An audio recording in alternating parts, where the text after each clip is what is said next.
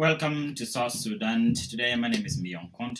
We are live a little bit early tonight because we have more to discuss, and I'm just highlighting what we'll be discussing tonight.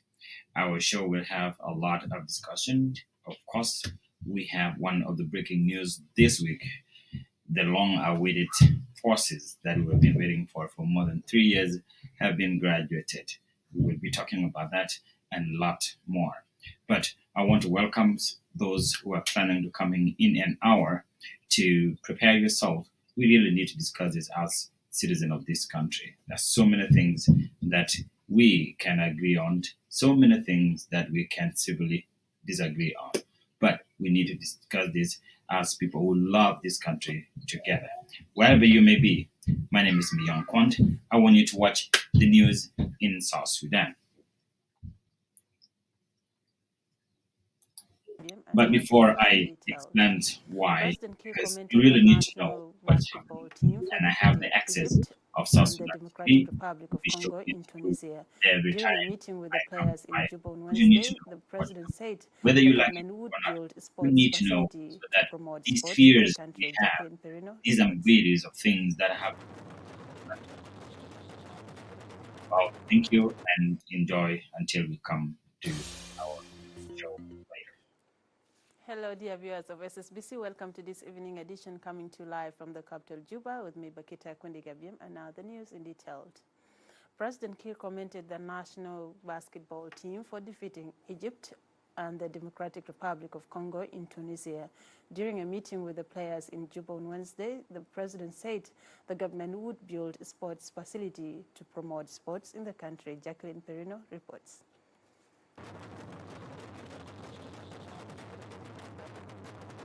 The national basketball team arrived Juba from Tunisia on Monday after playing 3 games for the qualification of the upcoming World Basketball Tournament next year. The team was received at Juba International Airport by the Minister of Presidential Affairs, Barnaba Marial Benjamin, and hundreds of sport fans in Juba.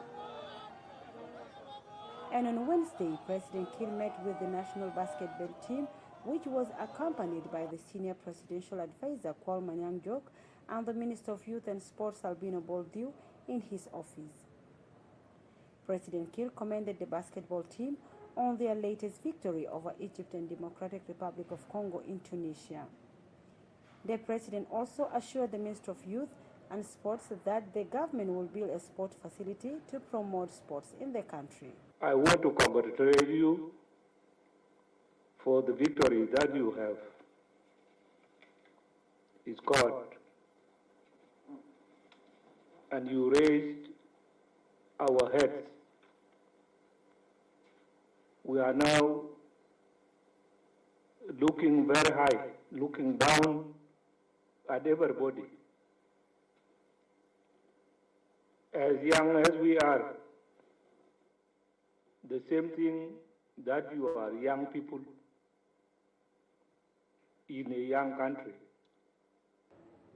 On his part, advisor Kwal Manyang appreciated the patriotic move by most of the players who came back to play for their motherland. Mr. President, these are your people here, and we'll encourage them definitely, ask them to, because what are they in other parts of the world, in America, in London, and where? There's nothing like home. We sacrifice our lives, as mentioned by Bull, leaving what we were doing, jobs, we went to the bush, fighting, and that was a place of death. Sacrificing our lives so that we liberate our people. Meanwhile, the Minister of Youth and Sports, Albino Boldiu, commended the support rendered by the Office of the President to facilitate the team to Tunisia, adding that sport is the only factor that will unite the people of South Sudan. But to me, I'm telling them that we have to win all the games unbeaten, and we are going to do that, Your Excellency, with your help. So the issue of budgeting for their trip and for their early preparation is what can give us the same victory. And also, I'm appealing to Your Excellency that if these fellows, comrades, the World Cup, Your Excellency need to lead them to the World Cup, to the opening ceremony, because you are the head of the state, you are the patron of the youth and sports, and that's why you brought them to your office this morning. And the president of South Sudan Basketball Federation, Luol Deng, appreciated the president of the republic for encouraging and cheering them up, especially during their games. Meanwhile, the coach of the national basketball team, Royal Ivy, said they are not only winning but also uniting the people of South Sudan. When we landed, I've never ever in my life since independence experienced anything like it. And it just shows how much our people are willing to support us and for us to be together and for us to be united. It's bigger than basketball. It's about uniting the people of South Sudan, and that's our challenge, and that's our obstacle, and that's how we approach every day when we're on that court. So it's definitely been an honor and a privilege to be a part of this, and I'm thankful. So thank you again. The South Sudan national basketball team is left with only one game to qualify for the upcoming World Basketball Tournament. Jacqueline Perino, SSBC News, Juba.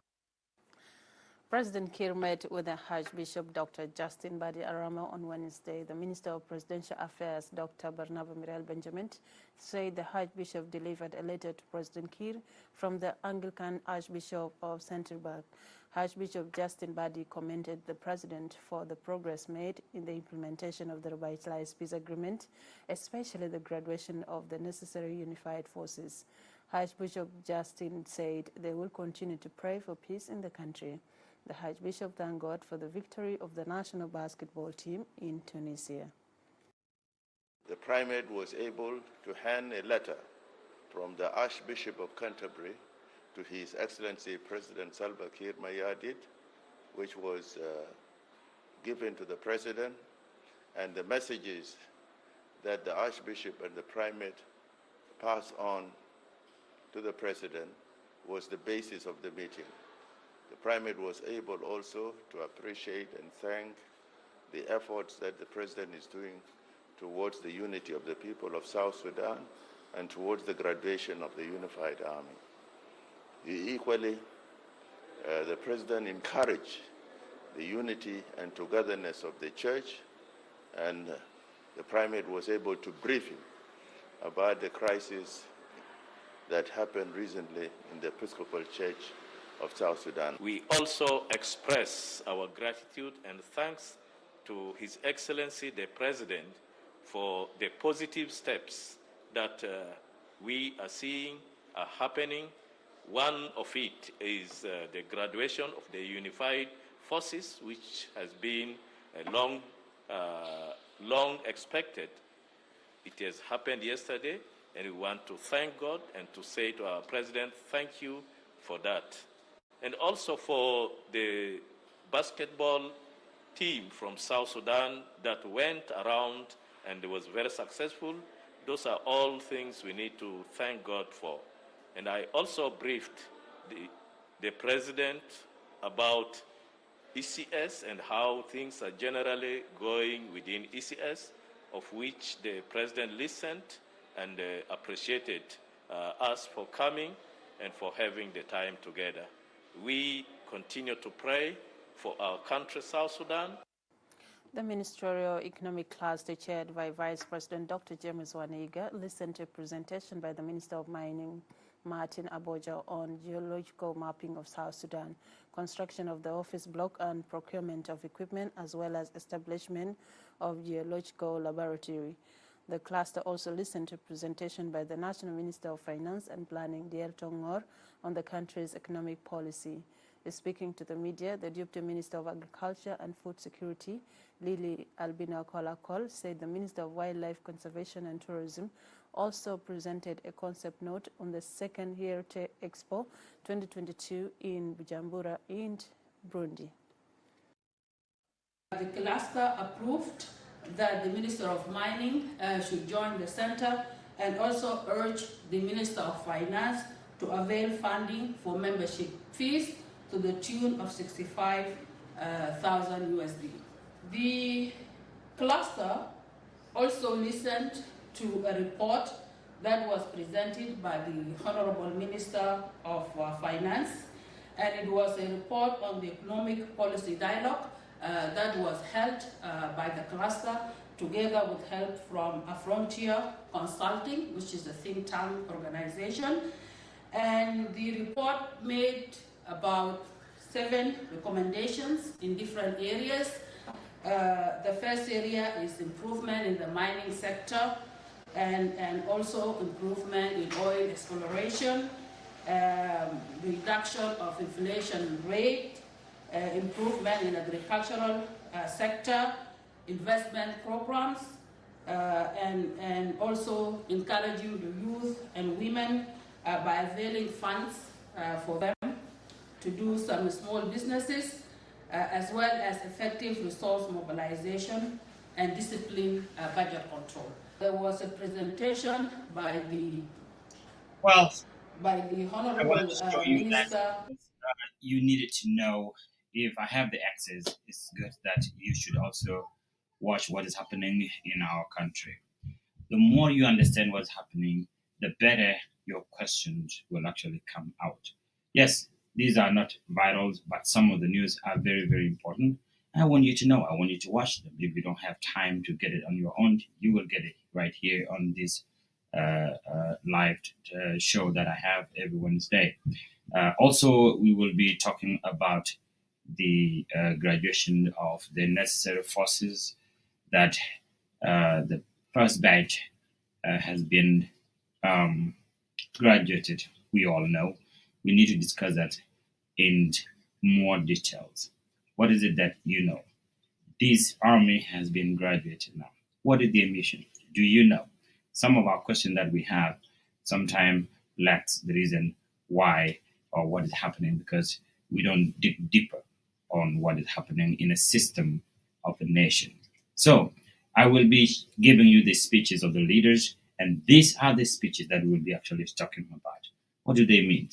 Because the speech of every leader, specifically in a system of a republics, the speech are documents, and they are not only documents. They become law. They become what we will do for the next future of what is being discussed for. So I want those who speak English or any language that you speak actually on this show.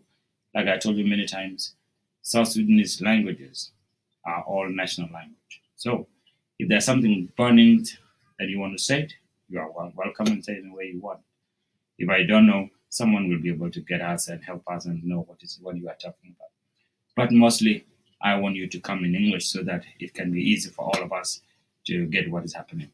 I will be giving you some of the the speeches that we will be discussing so that you can watch them ahead of time. So when my panels come in, because I have panels that are coming in, I have Brother Ruben from Canada. He will be coming in and we'll be talking about the same topic.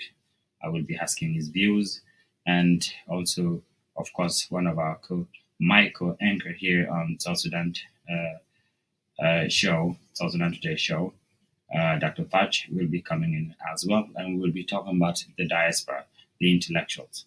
Why are intellectuals so angry, and instead of changing policies, they are winning wars against the system, and they are intellectuals. That is the next topic that we'll be discussing as well. And then our brother and also freedom fighter known as Changkot Ganyatungong, but his actual name is Simon Toot. And hopefully he will be coming in with us because he has been a part of the show from the beginning, and we need his views, what he has for what happened. In actual facts, what happened in our country should make us go in the right track. At least for those who think that giving peace a chance is the most important thing to do as of now. So I'm going to give you some of the speeches that are happening, but before I give you the speech of the leaders, I am going to give you some more news about the graduation of our forces. يعني قواهم في كيفية تفريغ الشغب وكيفية أيضا منع الجريمة وكيفية حماية المواطنين والدفاع عن النفس. أيضا وحدة الشغب الآن هم في تقديم المنصة الرئيسية. وأيضا نتابع هذه هي فرقة استعراض السونكي في الخروج، ووحدة الشغب الآن في طريقهم إلى That is in Arabic, and I understand that not all of us will understand Arabic, but I'm very sure if you see 3 South Sudanese, at least 2 of them speak Arabic. So that should not be the problem. But what matters is I want you to see again, even if you have watched that, and I'm sure that you will understand what they are saying. All right, enjoy.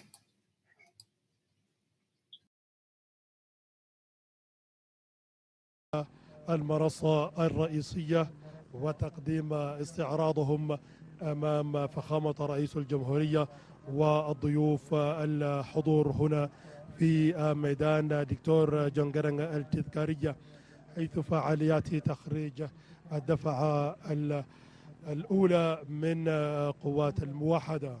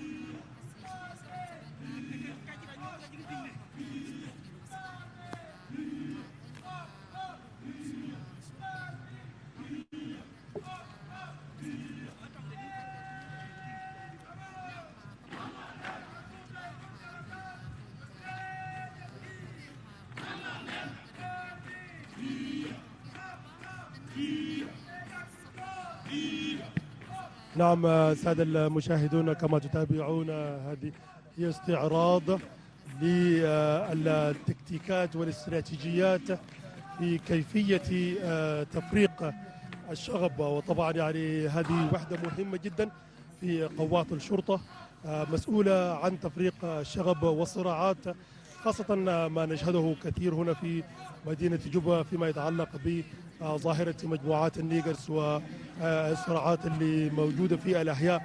هذه الوحدة مجهزة لتفريق هذا النوع من الشغب، يعني وكأنما الشرطة تريد أن تؤكد أنها جاهزة في حماية المواطنين، أنها جاهزة في حال السلم، أنها جاهزة أيضا من خلال طابور السونكي، أنها جاهزة لحالة الدفاع عن النفس وتقديم الحماية لأبناء جنوب السودان. وهذه الوحدة أيضا هنا تحكي أنها ليس شرطة حزبية وليس شرطة قبلية، بل هي شرطة وطنية قومية مسؤولة أي تقع على عاتقها حماية مواطني جنوب السودان. الآن هذه الوحدة تستعد وما زالت أيضا ما زالت تواصل في عرضها في لاستراتيجياتها في كيفية تفريق أو نعم تفريق المظاهرات والشغب. يعني هي مستعدة كامل الاستعداد.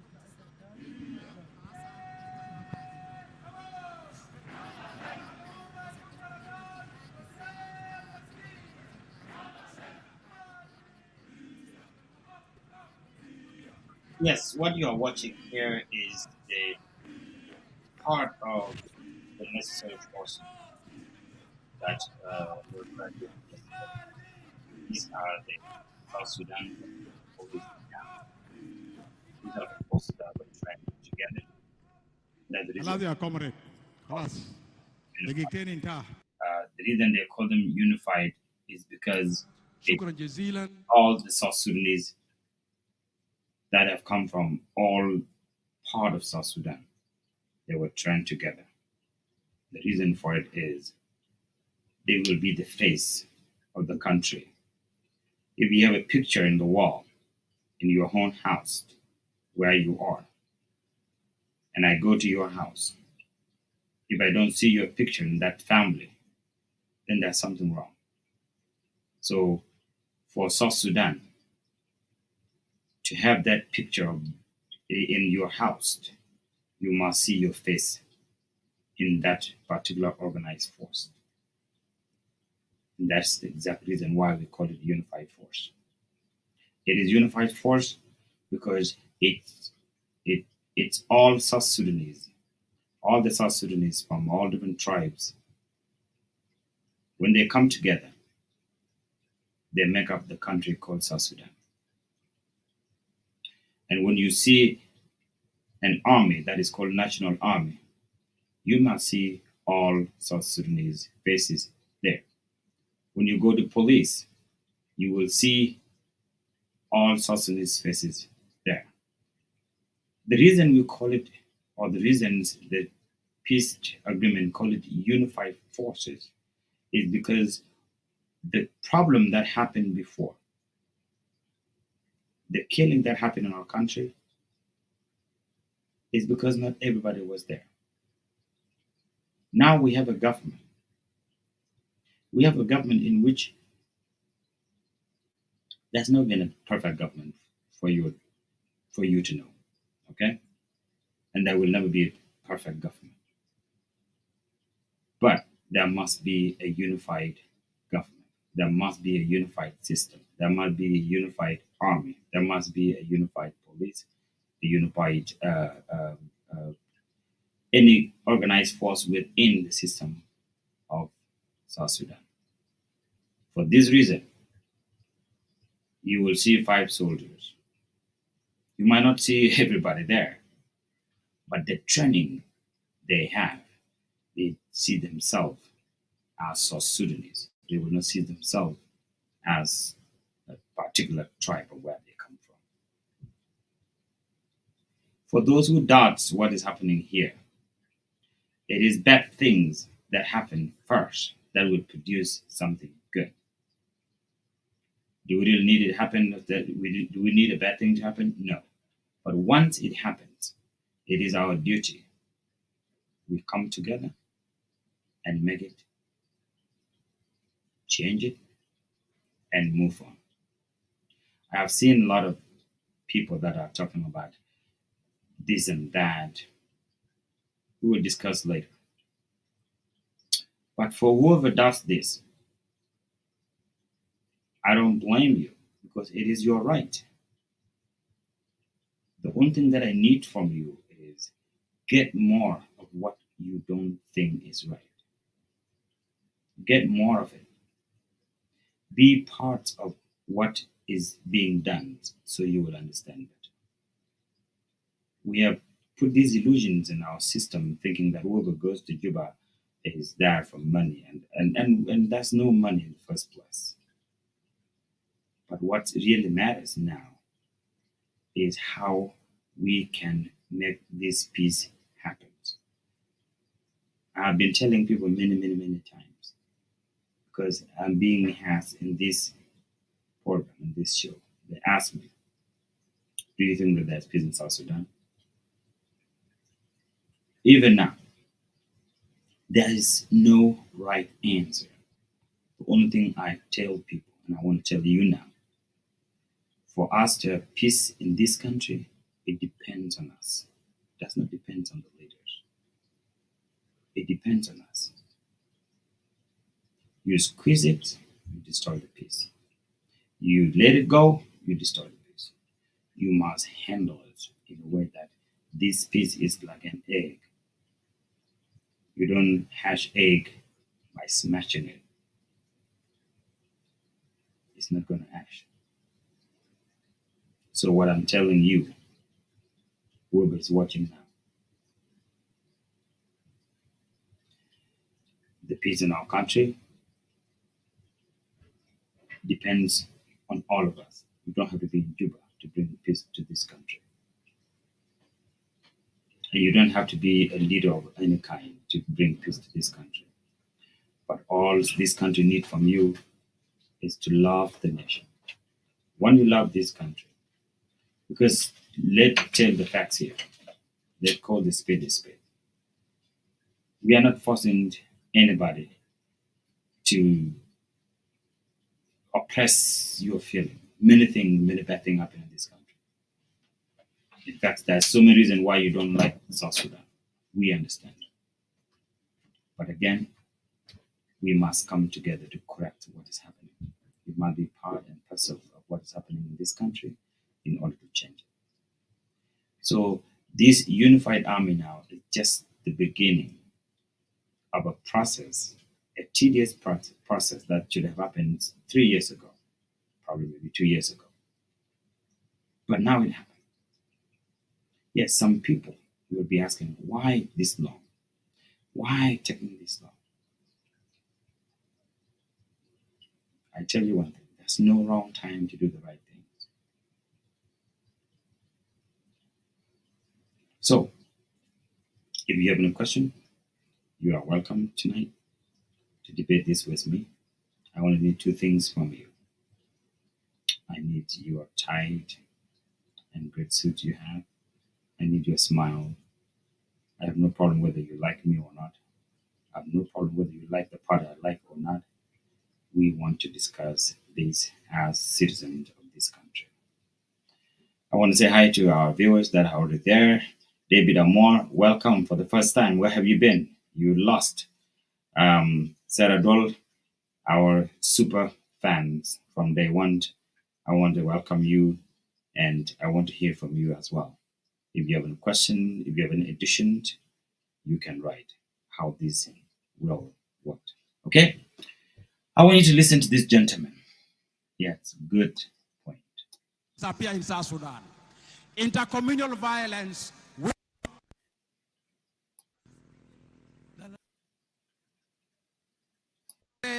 As a civil society, we need to be engaged.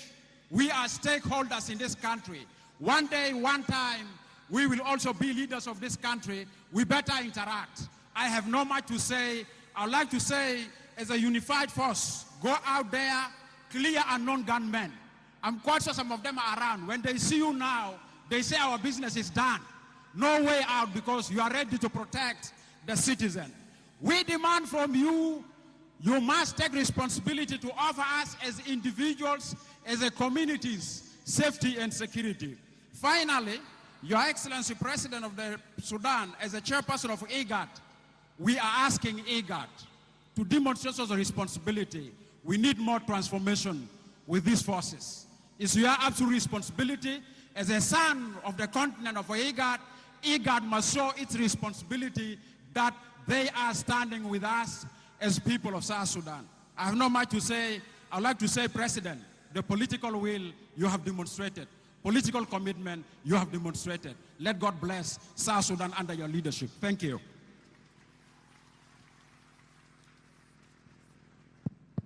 Wow, wow. Clear message. I now That is definitely a clear message. is one of the civil society leaders.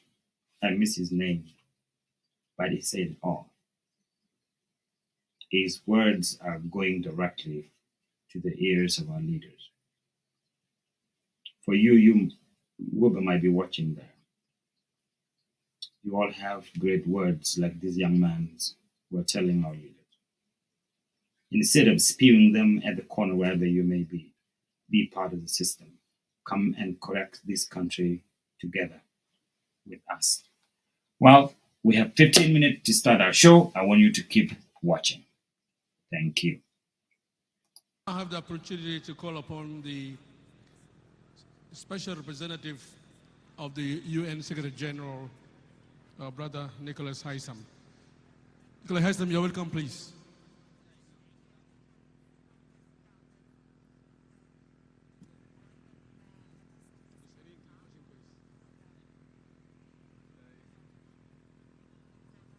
I can't say how long you can speak. Elders must be respected, you know. President of the Republic of South Sudan, Your Excellency Salva Kiir Mayardit. President of the Sovereignty Council of the Republic of Sudan, His Excellency Abdel Fattah al-Burhan. President of the Republic of Uganda, His Excellency Yoweri Kaguta Museveni. Excellencies and representatives of member states from the region, from the African continent, and from the international community, colleagues and friends of South Sudan. It's a pleasure and a privilege to be with you on this occasion of the graduation of the first batch of the necessary unified forces. As a witness signatory of the revitalized agreement and a peace partner, the United Nations congratulates the parties and the transitional government for giving life to this commitment to create a single national defense apparatus under civilian government authority. This first graduation is a long-awaited day in this country's pathway to peace. A unified defense force is one of the most visible and meaningful expressions of national unity, especially in societies emerging from conflict. Its establishment will, on account of its inclusivity and diverse representation, symbolize the national identity of South Sudan, not a partial, regional, or tribal mechanism. But the necessary unified forces will not merely be an important symbol. It will be an active contributor to national peace.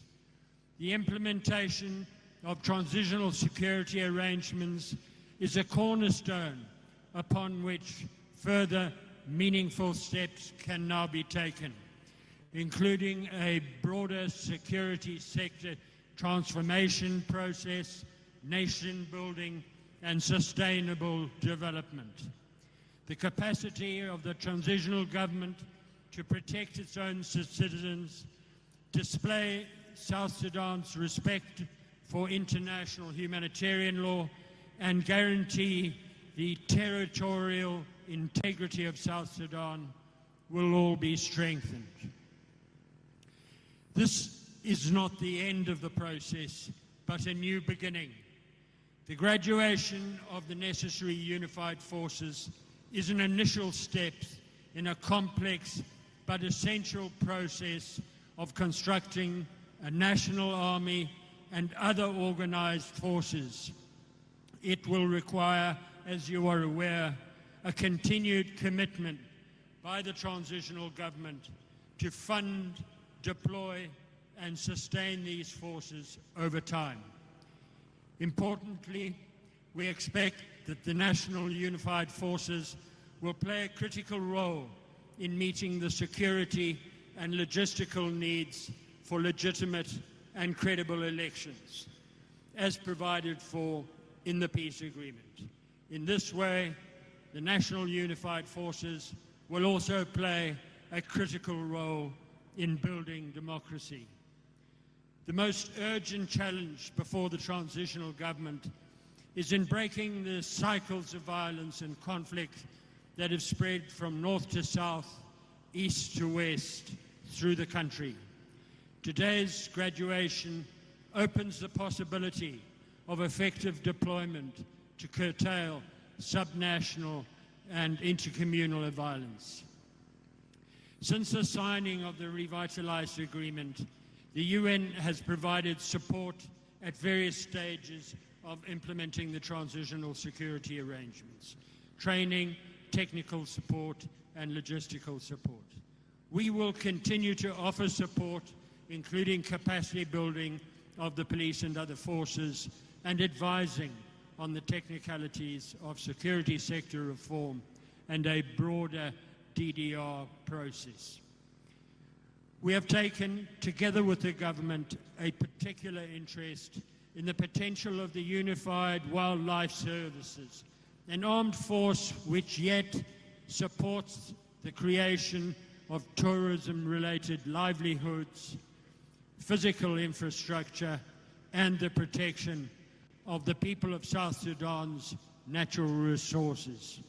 In closing, I urge the parties and the government to build on the consensus and momentum created in the last few months so as to progress the critical benchmarks of the peace process. As ever, the UN stands ready to support the government and people of South Sudan. We will do so with IGAD, with RJMAC, with the African Union and the international community.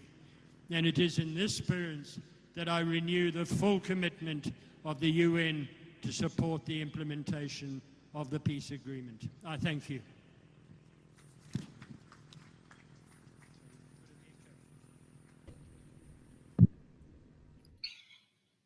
Wow, that's a great message from the leaders of the world.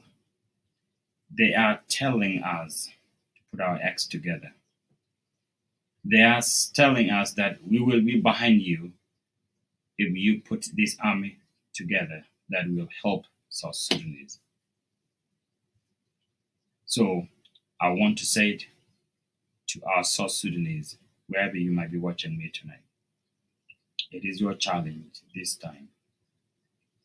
Country does not belong to leaders, it belongs to people. So we need all of us to play a part.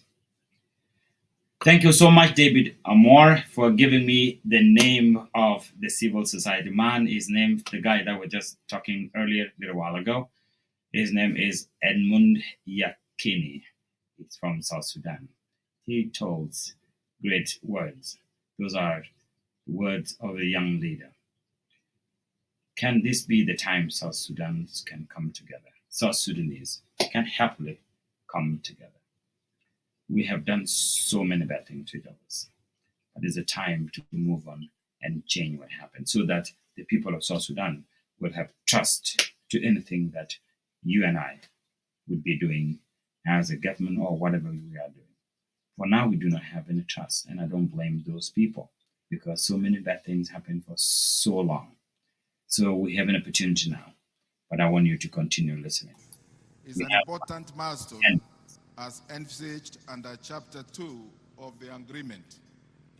As the interim chairperson of the Reconstituted Joint Monitoring and Evaluation Commission, the institution responsible for overall oversight of the implementation of the revitalized peace agreement, I do not take this occasion lightly, given the challenges which the parties encountered in the unification of forces. In this regard, I would like to congratulate His Excellency Salva Kiir Mayardit, President of the Republic of South Sudan, His Excellency Dr. Machar Teni, First Vice President, and all the 4 Vice Presidents for making this leap forward. I also commend the National Transition Committee, the Joint Defense Board, the Joint Transition Security Committee, and the Joint Military Ceasefire Commission for working collectively to achieve this milestone.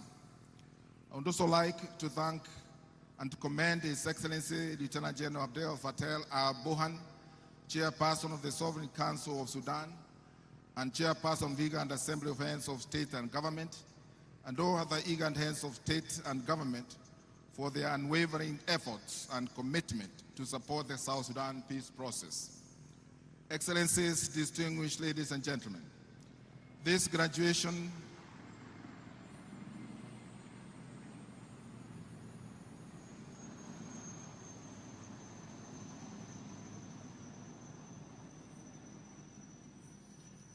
Excellencies, distinguished ladies and gentlemen, this graduation ceremony today symbolizes national unity, the spirit of patriotism, loyalty to the Constitution and to the country.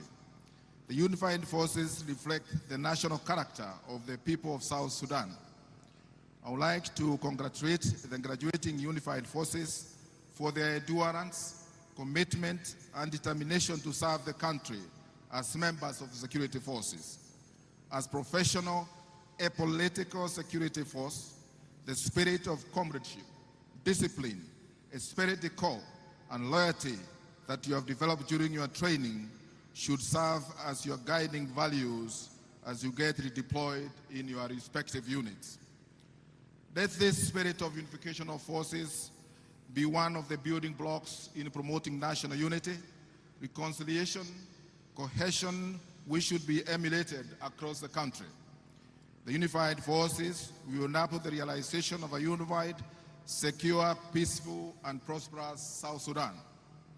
Excellencies, distinguished ladies and gentlemen, as I have always said, the unification of forces is the backbone of the revitalized peace agreement. Despite the challenges, this graduation is a testament and a clear indication of the determination by the government of the Republic of South Sudan to stay the course of peace. However, despite this achievement, we have a long way to go to attain full unification of forces, including disarmament, demobilization, and reintegration of ineligible candidates of the unification. We expect this momentum to be maintained and phase 2 of unification to commence as quickly as possible.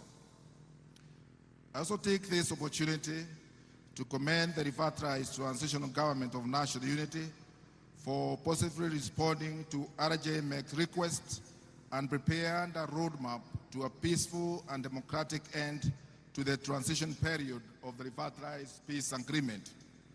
RJMEC has now rescheduled an extraordinary meeting for this Thursday, 1st September, for the members to deliberate on the roadmap in accordance to Article 8.4 of the peace agreement. As I conclude, Your Excellencies, it is my sincere hope and expectation that this graduation will also provide a timely boost to the overall implementation of the revitalized peace agreement going forward. Much remains to be done across all the chapters of the revitalized peace agreement, especially the permanent constitution-making process, legislative reforms and necessary preparations for free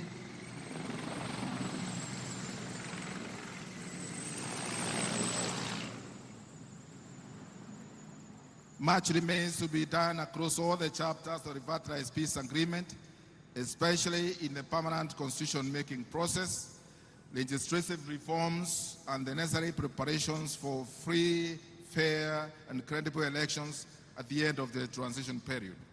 I appeal to you all to build on this momentum at this which is provided by this graduation. I thank you all, Your Excellencies.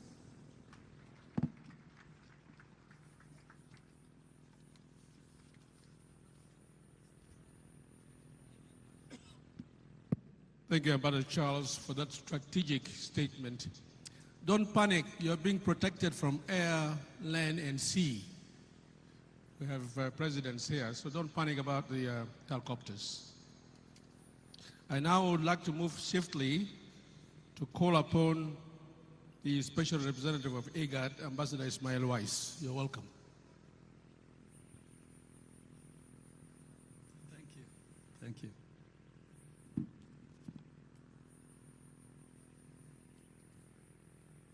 Greetings.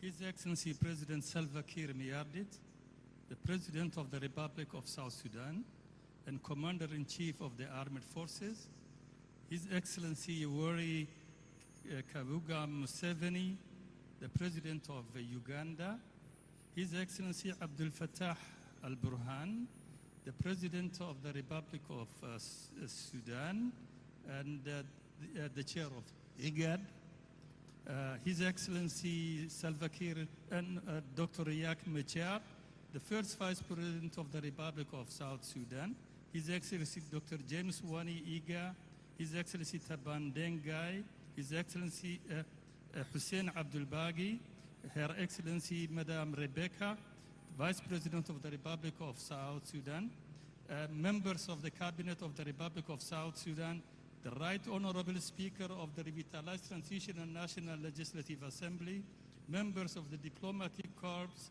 international and civil society organizations present, the people of South Sudan, good afternoon. Allow me to first of all extend the greetings and the warm compliments from His Excellency Dr. Workine Gebeyehu, the IGAD Executive Secretary, and the entire IGAD Secretariat, to His Excellency President Salva Kiir Mayardit, the President of the Republic of South Sudan, together with the people of South Sudan. It is also my humble submission as IGAD Special Envoy for South Sudan to also acknowledge and recognize with humility how far the Presidency and by extension the parties signatory to the Revitalized Peace Agreement have come to earnestly owning the implementation of this rather complex peace accord. Together with all the stakeholders to the agreement as widely defined and also the friends of goodwill of South Sudan, we all know the scale of sacrifice, be they personally or politically defined, that you have fully made toward us reaching this auspicious occasion and event. Excellencies, this year has also recently seen very encouraging gestures of transformational leadership by Artegenu toward implementing critical agreement tasks that set an enabling foundation toward the path for a democratic transition for this young republic. To mention but a few, these tasks include the following: the completion of the formation of the legislative functions of the transitional government at both the national and the state level. Judicial reform process having kick-started with the establishment of the Judicial Reforms Committee on 28th of July 2022. The enactment of the Revitalized Peace Agreement security sector transformation legislation by the TNLA as initiated by the NCCAC. The rolling out of both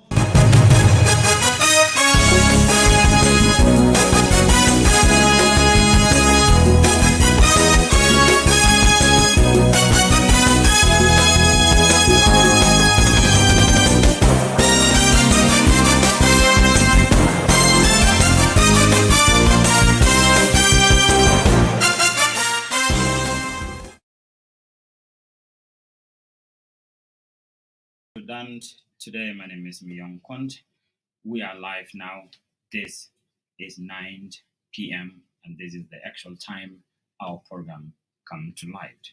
I want to welcome those who have been watching, those who have started this early with me, and those who are tuning in right now. Again, I'm your host, Miyong Kuon, and we will be talking about the most contentious issues of the past years, and that is the graduation of the first batch of the Unified Forces. They have been graduated on Tuesday. We have seen the world's converge in South Sudan, and we have heard all the words that were spewed at us by other leaders, telling our leaders, telling us to this time, don't mess around. But for now, we have three panelists who will be joining me. And of course, if you want to come in, you are welcome as well. We will be discussing this with Dr. Thach, Brother Ruben from Canada, and Simon Ganyatungong from Australia. I want to welcome anyone else who wished to join us. If you can hear me better, please let me know, because I don't have a way to know now, because I cannot open my own telephone to hear, or my other computer to hear myself. So give me a thumb up so that I know you hear me, but I'm sure you can hear me. So the question of tonight is two questions. The question of the last show, which we were unable to discuss because of the technical problem, and also the question of tonight. The tonight question is about our unified forces that have been graduated. This is not all. These are the first batch among a number of them. They will go to Bargazal, they will go to Equatorial, and of course, they will go to Apenal and graduate more. And then more will also go to the field for the training. Hopefully, this time, it will not take much longer. And they are saying that between 4 and 6 months. Hopefully, that will be the time they will spend. So, this is something that will be discussed. But the question for tonight is that now the first batch has been unified. They are the national police, they are the national army, they are the national game for South Sudan, they are the national protectors of the people. They are here to defend the integrity of the country. The question is, do you believe in that mission? Do you believe these young unified soldiers are actually unified? This is the question that we'll be discussing. We want to hear from you. Next also is the question of last week.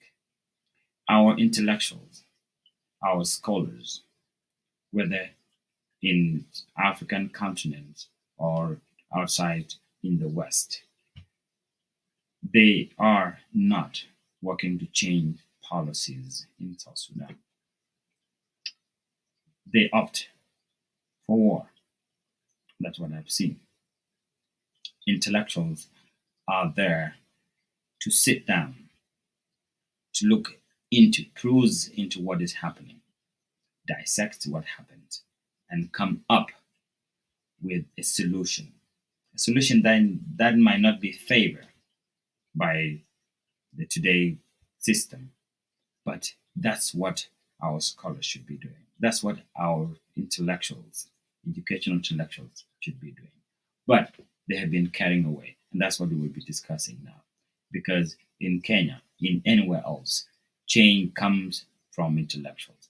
I will be playing some great video from Professor Lambumba, who will talk about how this can change the system. Nobody else will change, but only those who would have technical know-how. So this will be our discussion, and I would want to play speeches first, so that once you hear what happened, then we will be able to be talking about why. Dr. Riek Machar has given a very important speech, at least to me. Very, very important. I want you to listen to what he said. Who is actually talking to, and why. Don't go away.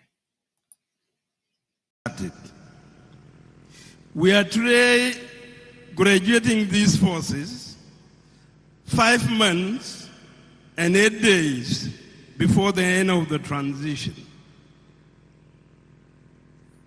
And by the way, this is the only first phase of the necessary unified forces.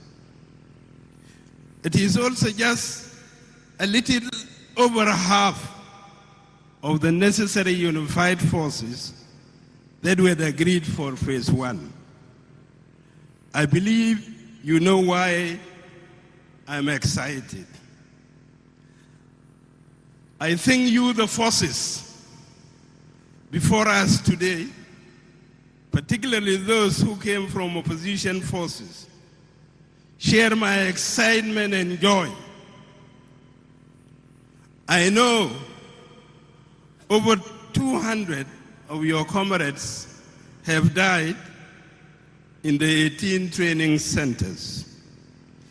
Some died because of disease and no medication.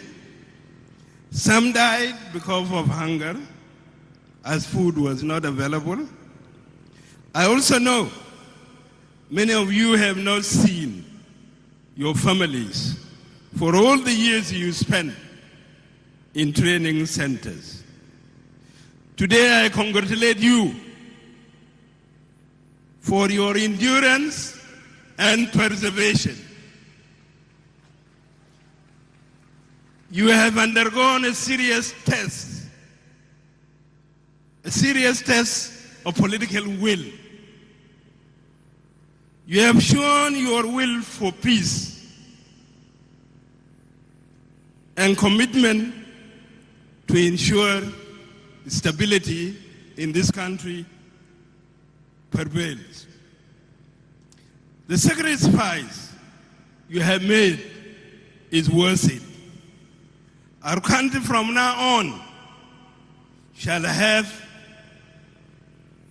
a unified national army. We have called it, agreed, as South Sudan People's Defense Force. You shall have a national police service, a national security service, a national prison service, a national wildlife force, and a national civil defense force, all reflecting our character, our nationalities, and our ethnic groups. I believe a new era has started. I want also to underscore the discipline you have exercised in the training centers. There was no single report about any violation of the ceasefire between yourselves when the contrary was happening outside the training centers. 15 serious violations had happened between opposing forces outside the training centers.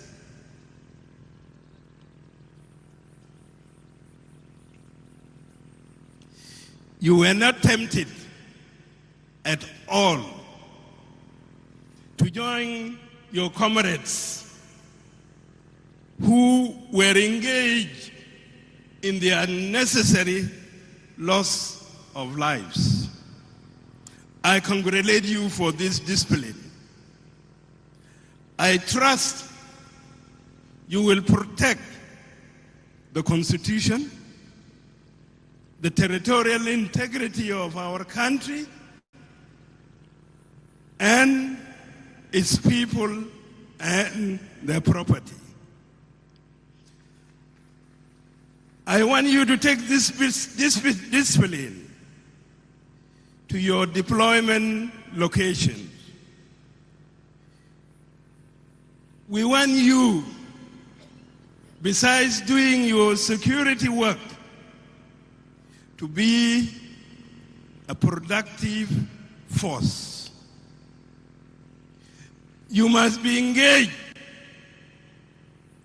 in modern agriculture. Teach our people new ideas. You must also be engaged in road building. It is not only engineering corps that does that. Soldiers do such work. Be engaged in the long vision of creating a railway in our country and building airports and also improving on our national parks and games so that we can earn hard currency from our animal resources.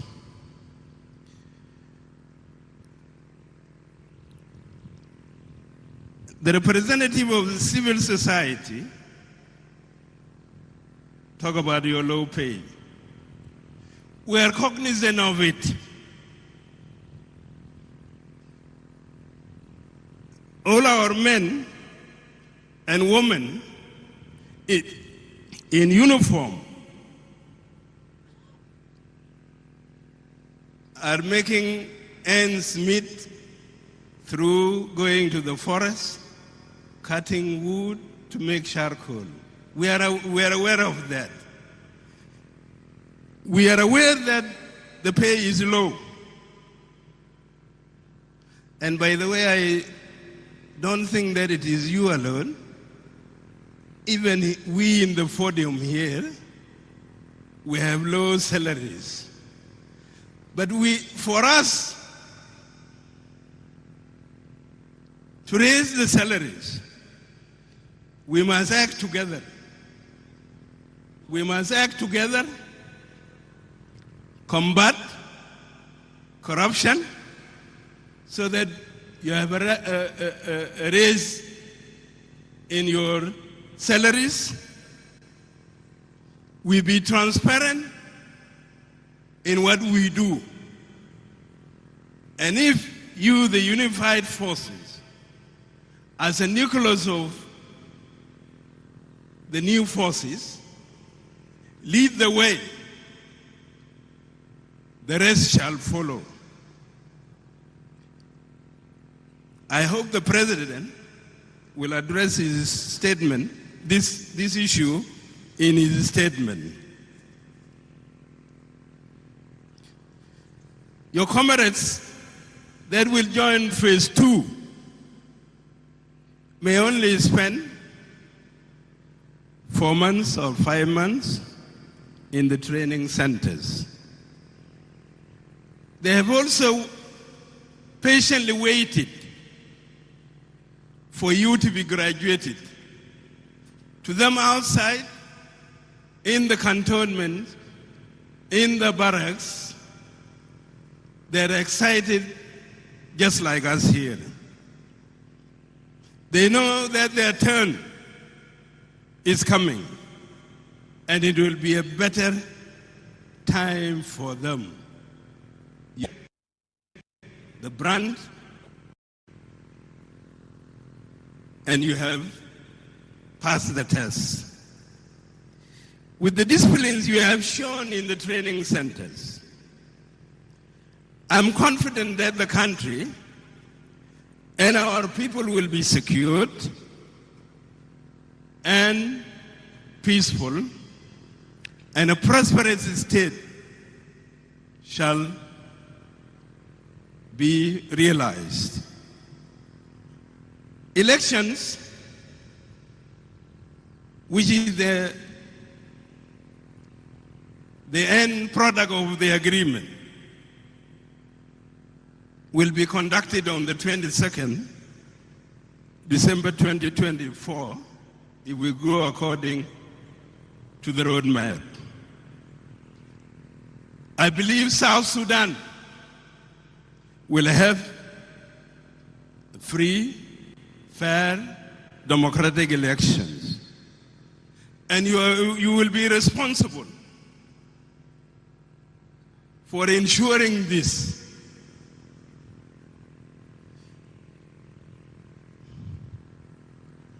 You know, we had to extend the transition period. If only 5 months and 8 days are the remaining ones, we need time to train phase 2 of unified forces. We also need time to work on the Constitution. So that is why we extended 24 months, the transition is extended for that time. By that, we would have implemented all the aspects of the peace agreement, and we'll have a new state that unites its people,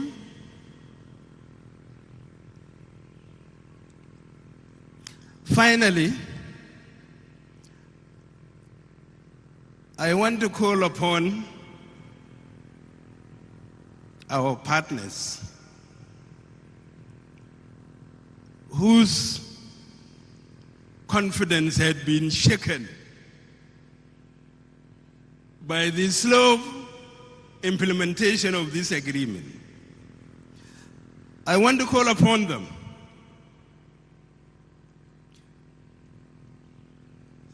to continue support the implementation of this agreement and the roadmap. مبروك عليكم. دورة جاي هنتكلم عربي لأن هيكون إحنا برانا. شكرا جزيلا.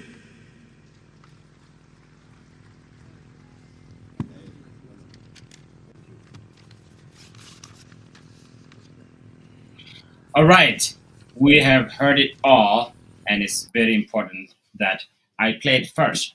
For those who might not have heard what the Vice President said, I will also play the rest of the leaders' speeches.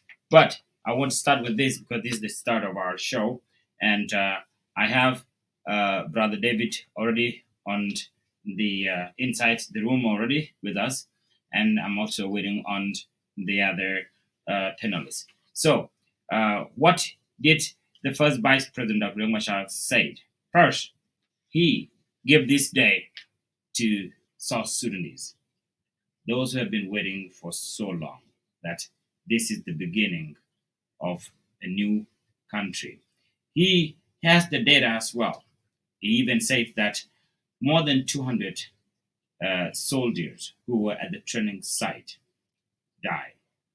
And he actually mentioned some of them died because of the hunger. Some of them died because of the diseases, because they do not have medicines. This is the words that was being said by the first vice president. And he called on the unified national forces. I want you to listen very carefully, because when you reject something you understand is better than rejecting something that you did not get very well. Or when you accept and love something that you did not get very well, it gives you a lot of problems wherever you go. So I'm trying to dissect what he said. I'm sure you all got what he said. Here, he says something very, very important for the supporters of the SPLMIO, for the supporter of South Sudan, for the supporter of the IG, and what have you. The first vice president says that our unified national army will be called South Sudan People Defense Force. That is what the two parties or the signatories of these parties agree upon. Yes, some will take it the way you want, because this national army is no longer SPLA. It's no longer SPLA-IG. It's no longer SPLA-IO. It is South Sudan People Defense Force. Someone will say, "Oh yeah, that's what the president put on the system before we came in." Well, duh, you can be smarter than that. Yes, President Salva Kiir was so smart on that. He picked it up exactly to make you think that way. He knows where the wind is blowing. That's very smart of him. Yes, because if he kept this SPLA, it would seem as if it's come from the opposition. But do we go to war because of the name? We are named South Sudan People Defense Force. That is what the agreement's about. And that is what we all agree upon.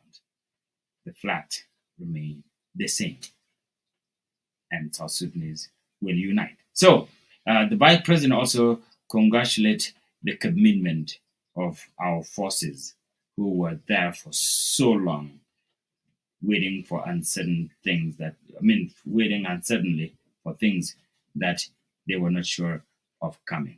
So he even has a great data. There was 15 serious violations of the agreement. There were 15 serious violations that where a number of our South Sudanese died because they were being attacked. And these forces never flinched. These forces remained intact. So this is a great information that we need to know. The first vice president also explained why the peace agreement is extended. I want you to understand the difference between the roadmap and the extension of the peace agreement. Roadmap means that what they will take now to realize what the peace said. The reason to extend it is to make sure that we accomplish. Your question might be, why take this long? Why wait for 2-3 years, then extend? That's a very good question. But for now, let's move on. Let's move to save this nation. Let's move to protect this country. Let's move on together. Let's not leave anybody behind, including you.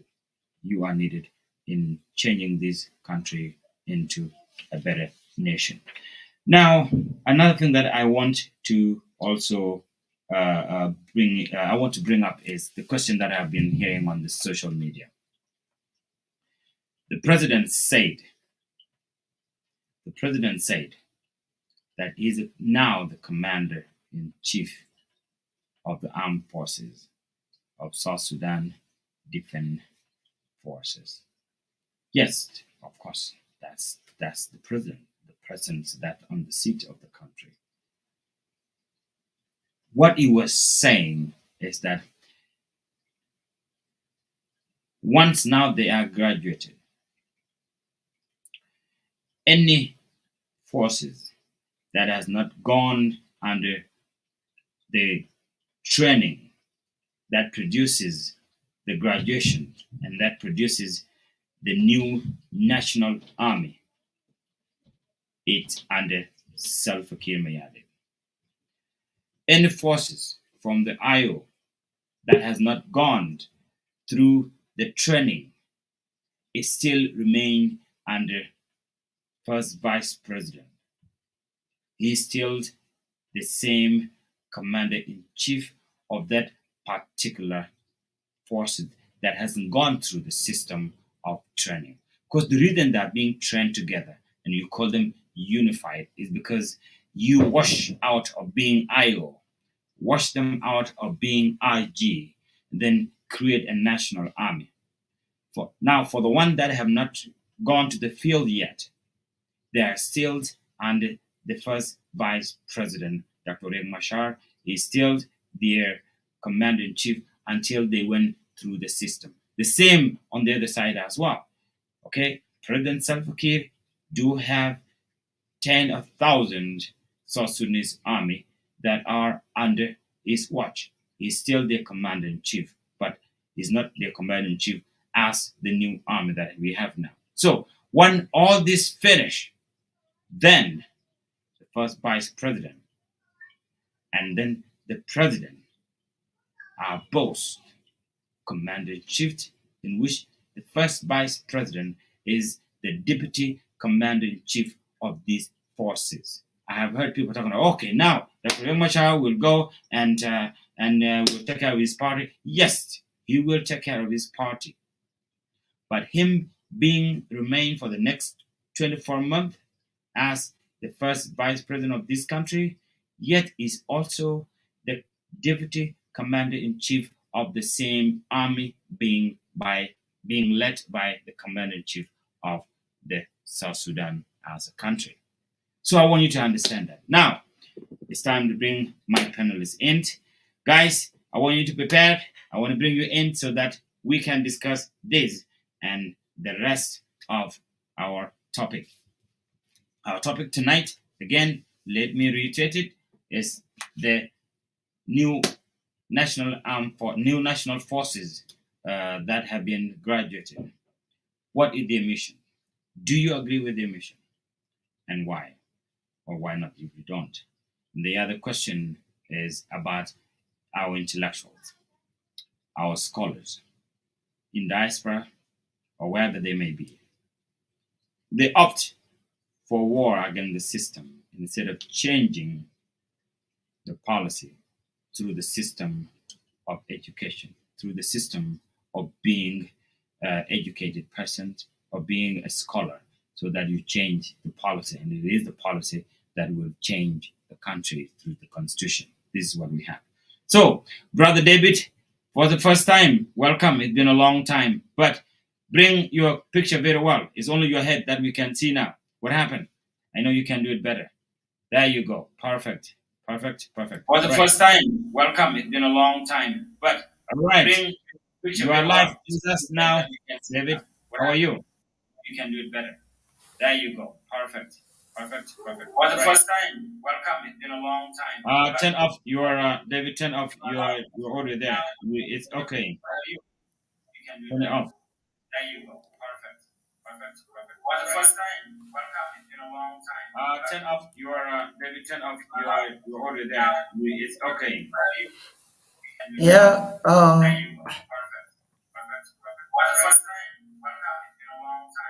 Turn off your David. Turn off your audio there. It's okay. yeah,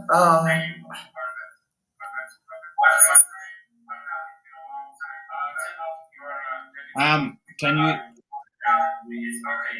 think it's echoing for some reason. What happened? well, I could hear an echo over, Okay. yes. Are you on? For some reason, what happened? Are you on the speaker or somehow? Well, I could hear an echo over, yes. Right. Why don't you log out and let's see what happened? Then log back in. Are you on the speaker or somehow? No, no. Okay, log out and then log back in. Right. Why don't you log? All right. We are having issue with Brother David, but maybe it might not be you.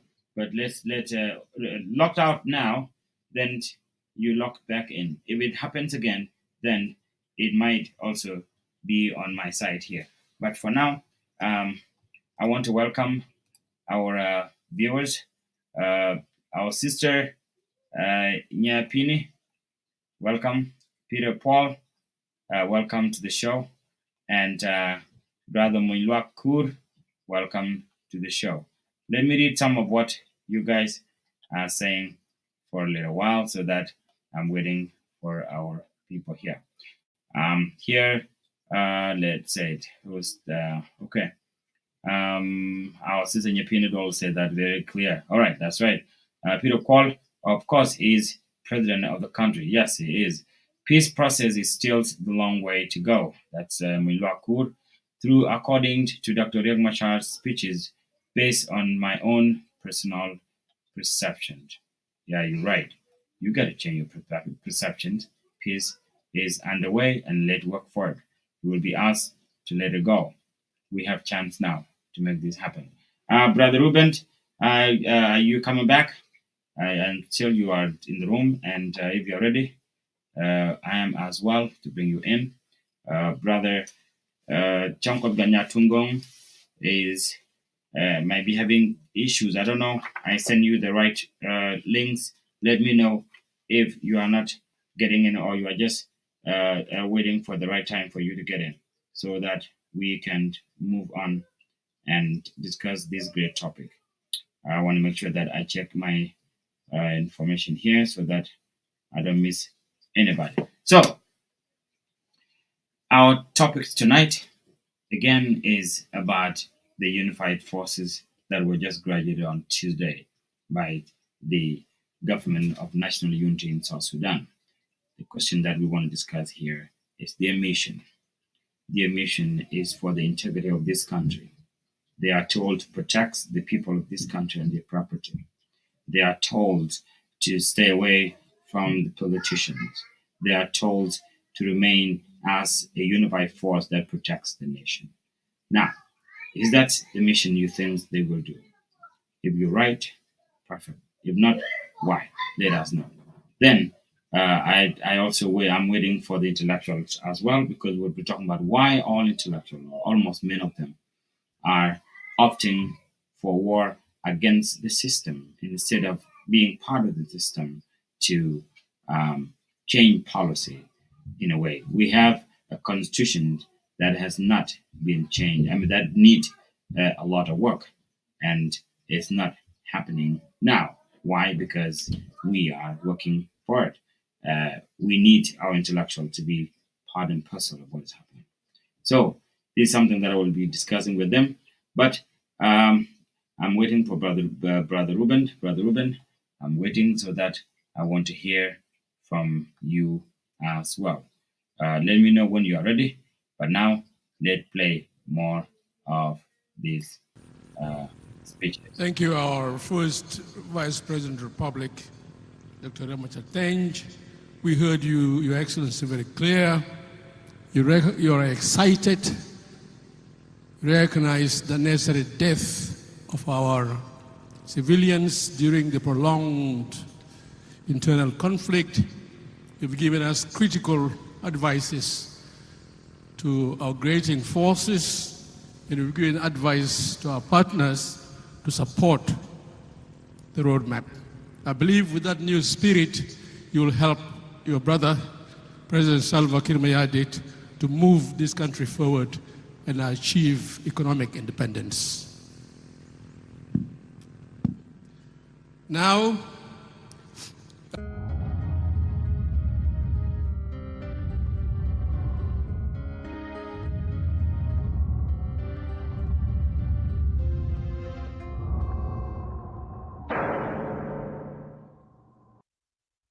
and of course, already we have received different dignitaries, of course, from regions and within. Already, the Vice President of Hussein Abdel Yakol is already here. And of course, Honorable His Excellency Taban Deng, and also other ministers in the revitalized government of national unity. And of course, before we wait, for His Excellency, the first Vice President, Riek Machar Deng, and of course, His Excellency the President. Of course, we still need to listen also from the different people, speakers, to tell us also their opinion about this celebration. Of course, Marhab, welcome to SSBC, and what do you have to say about this Unified Forces Coalition today?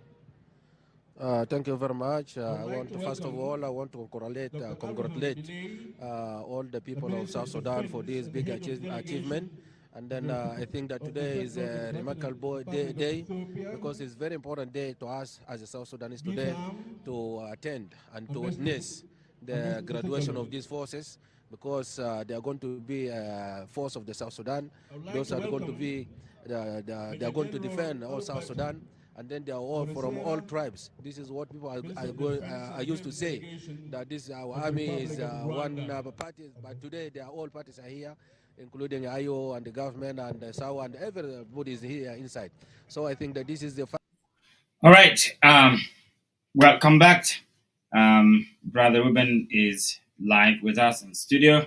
I'm ready to bring him in so that we can discuss this topic. Brother Ruben, welcome to the show. Oh, I didn't get it right. Sorry. Brother Ruben, welcome to the show. Thank you, thank you. Thank you, thank you. I think I am on my cell phone, so I'm going to be switching off my camera. Okay, no problem. But I can see you much better now on your cell phone. Cell phone is much clearer than last time, though. Oh yeah, because I'm just holding it on. I forgot my. Okay. No. I left my computer at work today. So yeah. But you anyway. Want me to give you a little time to just put it together, or you are fine? I'm okay if that is already. Okay, that's good. All right, that's right. Well, I hope you were listening and you heard our two topics. There are two questions. And the first question is about the graduation of the national forces, and national armed forces and police, prisons, or what give you have been graduated now. And the question is their missions. Do you agree these people will do what they were training for? And why or why not? Yeah, it is, a practice in any military that a military person will follow the orders. So if they are given the orders and the mission to protect the people of South Sudan and their properties against foreign, enemies, then they will do it because they are trained and are waiting orders to be given to them to, exercise their national mandate. There's no doubt in my mind that any South Sudanese given a responsibility by a system that support them, they will do the job. You could see from the time when South Sudanese started the movement, that people were not opposed. People live in their villages, in their clan, not knowing even the existence of the other South Sudanese. But when they got together and were told that they are one people, and and they were shown the cause, they stick together and deliver. Going back to the time of the mutiny in Turin, coming to the time of the SCLM. I remember when I left my village, I did not know so much about the rest of the other Dinkas, let alone other South Sudanese. But when we got to Ethiopia for a training, we were put together with, people from different parts of South Sudan. And we did not even understand our languages. Like we did not even understand, we did not have a common language.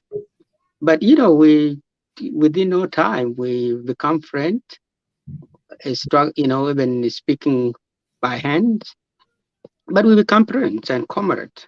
And so I'm very sure South Sudanese will deliver. I think the fear that anyone of us have is whether the system will support them, whether they will be sustained, whether they will be paid, whether they will. A military person is someone to follow the orders. Are the orders be given in a manner in which the national army were formed? Are the orders be given in a Welcome, manner David. in which? So, if all those things are done, if there is a change of will from the top people that graduated them, I am very sure, I would say with certainty, that they will deliver. Their failure will not come because they don't want to do it. Their failure will come if the system failed them. I'm so interested in what you said, that you left your village long time ago, not even knowing the existence of other Denkas, let alone the Nuer and the other tribes. Can you briefly tell us where you come from in South Sudan and how you get to Ethiopia, so that we connect this to what is happening now? Though this is actually the right time to do it, because these people will be exactly like you now. Go ahead. Yeah, like I left South Sudan in like the beginning of 1987. I think I remember exactly the month. It was in February that I left my village. I came from Jonglei States, and I left my village, traveled. What's the name of your village? What is that? What is the name of your village? Well, what is the name of my village? I think the smallest that I could say would be Say the county. Just tell us the county. It's in the present term is what is called Twitch County. Twitch County. Okay, now that's my place of origin. Yeah. So yeah, like I said earlier, that when I left, I just was a young man from cattle camp, and didn't know so much about South Sudan, but it happened that I was to go. So I went, and upon our arrival, we were mixed with young people from Eastern Equatoria, mostly Letuku, Pari, Dindinga, Taposa, young people from those areas, majority of them, and then a number of Morley youth, and then those who came from the Upper Nile, Dingas and the Nuer. But like I said earlier, like it was a very interesting thing, to be honest. Like I remember we had a trainer from Abia by name Anut. I think he was later killed a year later. But when he give lectures, he will do it in a local Arabic because he know how to speak Arabic.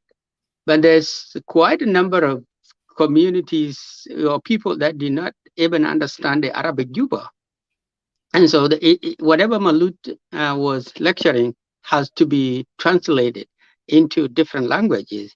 So you find, a newer person will say, what Malut is saying in Arabic, but two languages remain in my, like in my mind that I still remember, and that is the sound. Their sound was so sweet, and one is the Latuga and the Taposa one.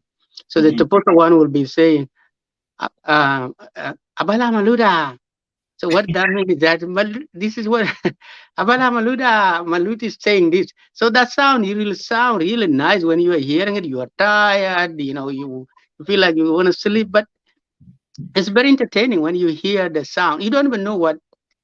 Later on, we come to know what Abala Maluda mean. Like Manut is saying this, and then the Latuga guy will be saying, Ojo Manut. Manut is saying this. Those kind of languages, you start learning, picking word by word with the people that stay with you. So diversity is always beautiful. So what I'm trying to say here is that we were told that you have to stay with these people. These are your comrades. We start sharing food. We start, teasing each other in terms of the languages. Other things that you didn't know from your village, other people are practicing that you think, weird, but you have to, accept them and integrate. So that's why I said earlier that if you have South Sudanese put together being trained for a number of more than what we used to be trained in Ethiopia, then I am very sure those people have bounded together. They have built relationship. If they fail, it wouldn't be them. It would be the system that graduated them that would let them fail. Wow. David, I want to bring you in. We have a very great discussion, and Ruben is really, really giving us things that we really needed to know because hopefully your audio now is much better, right? Before I give it to David, Ruben, the problems that has bogged us down in South Sudan come from very far. It didn't happen overnight. And you know what happened in 2013? South Sudanese were killed. Nuer was killed door to door. And I still believe that all those people who were trained in where you come from, if not few, I would say zero, because the training showed them that the other people or the other tribes or the other soldiers or the other South Sudanese are their family. That's what the training about. And that's what I'm hearing from you now. You see, someone like you who went through this, I would say that on this show, you've been coming every day, every time. You have a great program that you try to bring South Sudanese together. Is that national thinking you have, or that love of the country is not, dividing people? Does it come from that training, or it comes from your innate feelings? Yeah, to be honest with you, everybody is good in their own way. I think South Sudanese are good people. South Sudanese love themselves. If you go to any village in South Sudan, even if people don't know you, I'm very sure without any conflict, you will be welcome and fed and supported. I haven't had any opportunity to go to many villages of communities other than my own when I was at a village. I haven't had that privilege. You know, if there were people to interact with me at my village, it would be like people from the Lone area or the Gawe area, because in the 1960s we got displaced, and some of our you know hands got married into the Lone area or Gawe, and so when we were at home during the dry season, because like it's very dry in the Lone area, they will be coming to the Dinka land to look for pastures.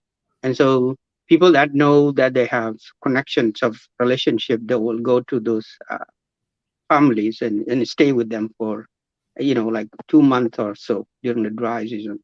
That was only the time that I had interaction with people from outside my own village. And until the time I went to Ethiopia, like I said earlier. But what I know so far is that South Sudanese are loving, they like themselves, they could overcome. These are people that could actually overcome problems. I think we just need a system, we just need a guidance, we just need something that is more than what I know from my village, something that put all of us together and protect all of us equally without any discrimination. And that is the rule of law. That's what South Sudanese need. I always said, especially when I started the coalition of advocates for South Sudan when we started it during the war, it wasn't that easy. When I called leaders from different ethnic groups in South Sudan, they will always see my name as a Dinka, and they would not be comfortable talking to me because their assumption with that I might be spying on them because I am a Dinka person. And they do that. They did it a lot, and I don't blame them because there was a fear. It wasn't also easy with me, with my own young people or Dinka people, because they did not see the reason why I wanted to, even be interested in talking to people other than the Dinka when there's fear in the country. So, but you still have to explain yourself, and you will be accepted. People will be trusting you, even if you are not from their ethnic group. So my point is that South Sudanese could overcome. We can overcome what we have now. We can overcome all the problems we have. Last time I shared one of my personal story in this show, and I said in 1991 I lost most of my family members, most of my relatives. And from 1990, the children that were born, before 1991, and those, died during the war. And families did not have, what it takes to produce children after 1991, up to 1995. So in my own family, there is a gap. There's a 10 years, gap without children. And I could tell you, home from home, my cousin, my own family members that are not there because of 1991. But is that a solution? I don't think that is not a solution. It happened to me in 1991. It happened to somebody in another year. It happened in 2013. It keep happening to many South Sudanese repeatedly in different villages at different time under different circumstances. Will that help us if we keep doing that? I don't think so. The only thing that will help us is the rule of law. Wow. David, welcome to the show. Ganyedi. Yeah, thank you. But I hope you can hear me. Where have you been? Well, I'm fine. I'm in Kampala. But first of all, I want to make sure that you guys can hear me because I've been struggling with my computer We hear and you I very could well. not hear you. Oh, very good. We hear you very well. Well, yeah, I'm good. And I'm happy to be invited once again for giving South Sudan a chance, peace a chance. Ambassador Miyong and the rest. Are you are you I'm giving happy. are you giving P the chance? Oh, yes, indeed. Because that is the only hope. That is the only option for us to survive in that part of the world and to maintain our own stand. In order for us to survive, we must have peace. Otherwise, the rest are not for us, but we are for our own self. And as Ruben put it, and you put it before, and Dr. Riek put it right in his own heart yesterday during the graduation. In his own speech, he mentioned three very more important things. First of all, he said in his speech, as you replayed, and that what was giving us a most comfortable and to at least to rate the speeches of yesterday. Dr. Riak spoke very eloquently, and in his own heart, he mentioned three things to the graduates and to the people of South Sudan. He said that let us forge ahead from this junction as a people of South Sudan. Let there be no any division within the command. That was one. But before that, Ambassador Miyong, I have been in the movement as a true witness and a participant. There were so many peace agreements, though were not documented, with the similar feelings that let's forgive one another and try to forge ahead in order for the country to move forward. Every leader has ever said so. We have had the occasion We start with the. of listening to many. Go ahead. Sorry. Yeah, you played the wrong video there.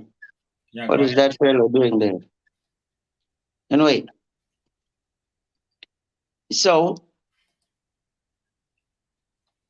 in realization of our own mistakes or a divisions, followed by the peace agreements, the one that we are implementing actually was a continuation of the first peace and reconciliation among ourselves as a people and in deliberation. The first one was in 1988.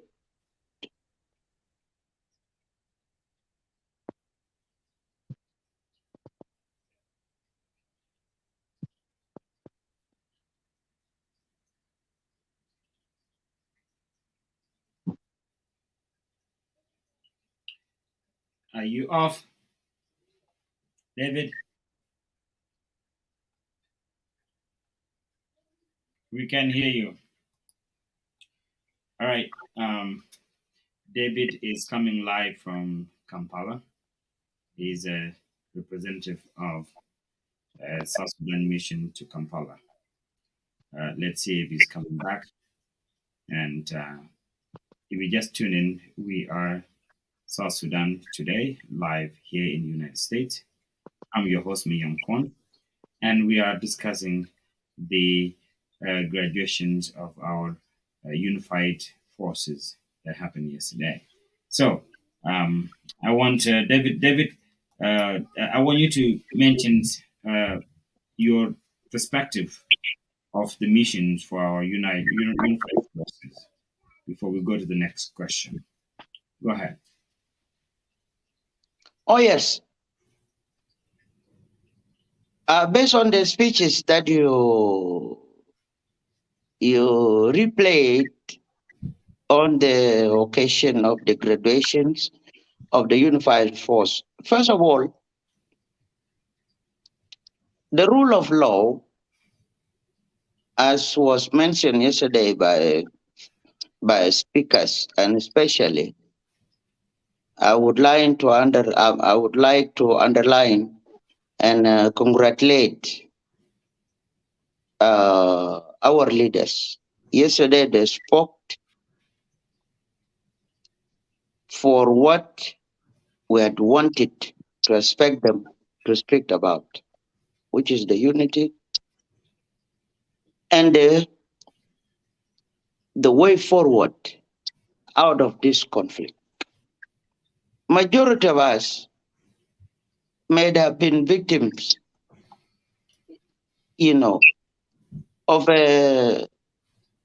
different circumstances. Because, for example, like myself, I'm not the David that you may have known for some time. During this, they said senseless wars, I was harmed. My two legs right now, they are not the same they were in 2012 when I used to conduct the referendum. I was the Secretary General for South Sudan Youth for Referendum. But now my legs are not there anymore. How was it? What did you do? And why? Well, what happened? What happened during that war? And most of it was when you talk of the ethnicity. Majority of us could not even identify who is a Nuer and who is not a Dinka. And as from where I come from, I'm both Nuer and a Dinka. So I was a victim of their development. So, but that is fine. You had wished that part of Nuer was not there when you were hanged. Come again? You had wished that part of Nuer in you were not there when you were hanged, because that was the reason why they hang you. Well, majority of us, myself, as you know very well, my mother is a Nuer and my father is a Dinka from Yerol. Should any ethnics out of this and out of what had took place came across me, they would have not spared me, of course. No, that is true. Both of them. Tell me, how do you get hanged? They just get you on the street and then hang you, or they take you to... Well, I was driving. I was driving, and they stopped me. Then they dragged me out of the car, beating me, breaking my leg, and leave me there. And what language were you speaking, or were you? They were speaking my mother tongue.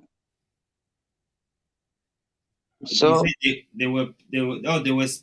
who beat you up. They were speaking Nuer, yeah. They were speaking Nuer, and some of them could have inspired me and said, "Oh, Nema got near the Palais. I walk." But where was that? Where was it? Was it Juba? That was in Juba. Yes, that was in Juba. What day was it? Come again? What day was it? Because the 15 was night already. Was it 16 or 17 or 21? Or 18? Well, it was the aftermath from day 12. I was coming from Jebel Lodge Hotel. Then I came. The people who fought in 2013 were not very far from the government himself. You see, they were part of the government. And the majority decided to go astray. So those who beat you up were actually part of the government, right?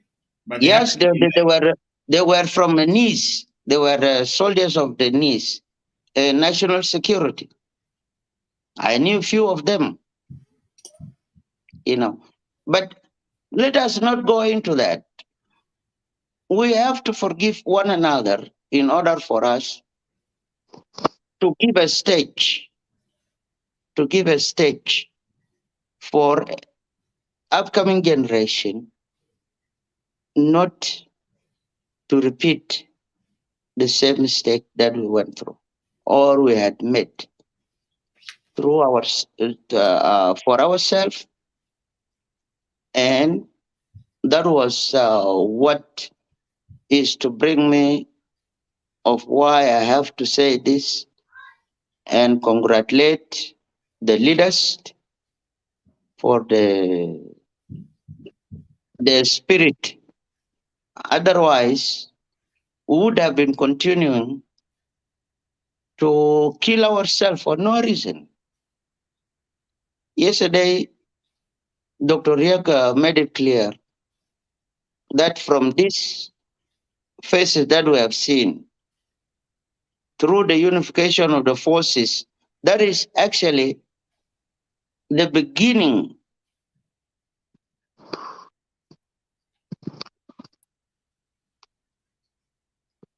Go ahead.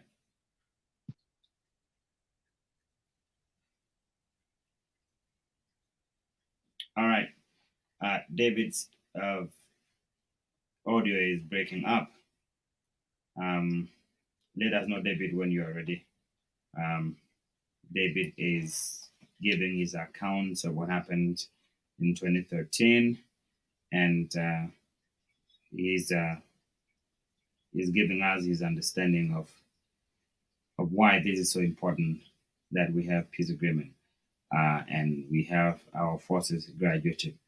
For those who are having questions of those who are having question and they cannot get into with me here, let us know right here on comment sections so that I know that you are having problems.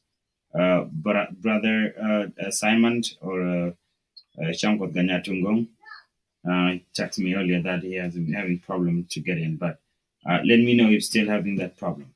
But for now, let me get back to David again.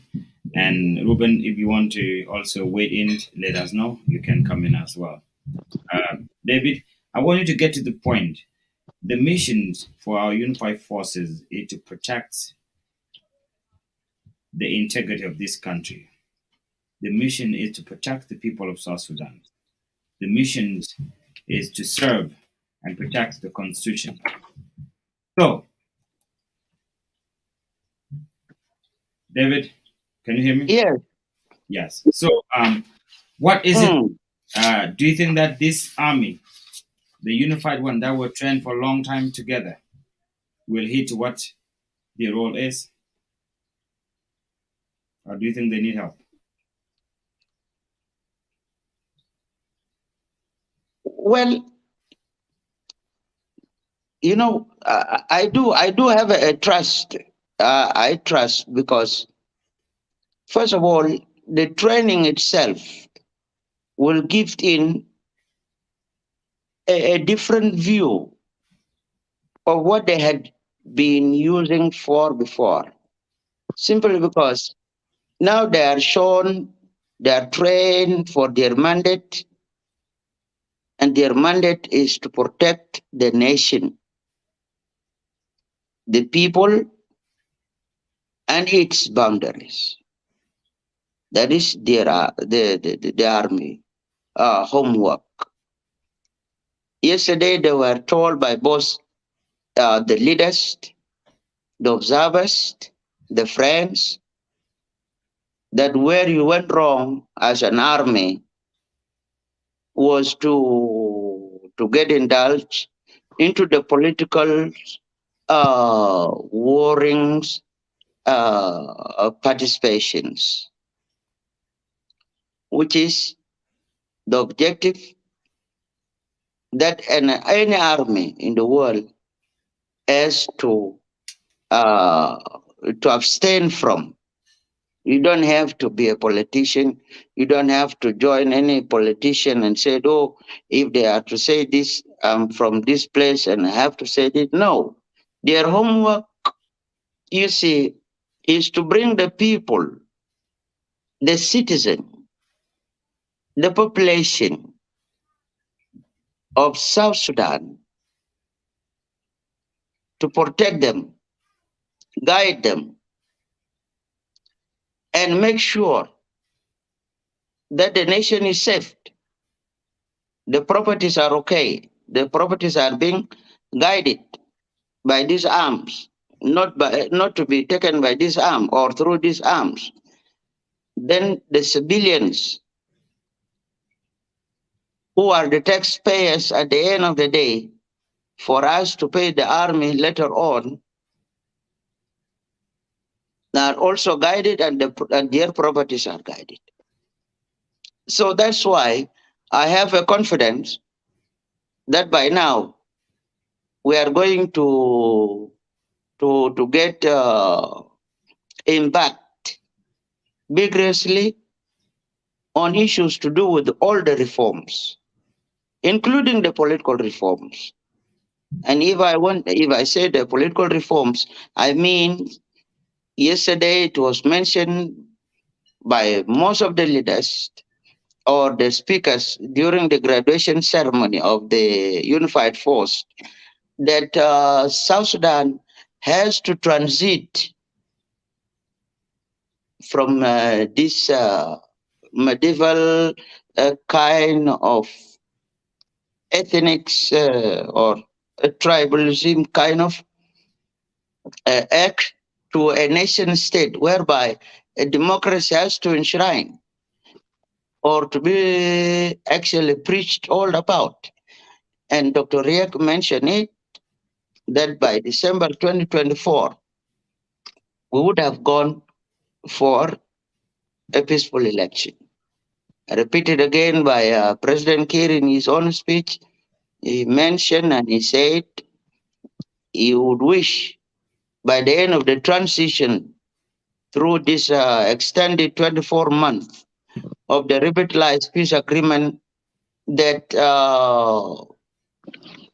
the people of South Sudan would be asked to elect their own leaders, which is healthy promise for all of us.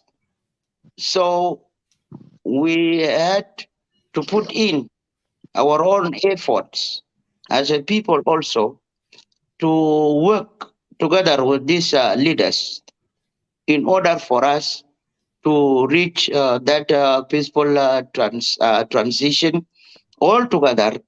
And we tell them that, yes, it should be through you that you guide us.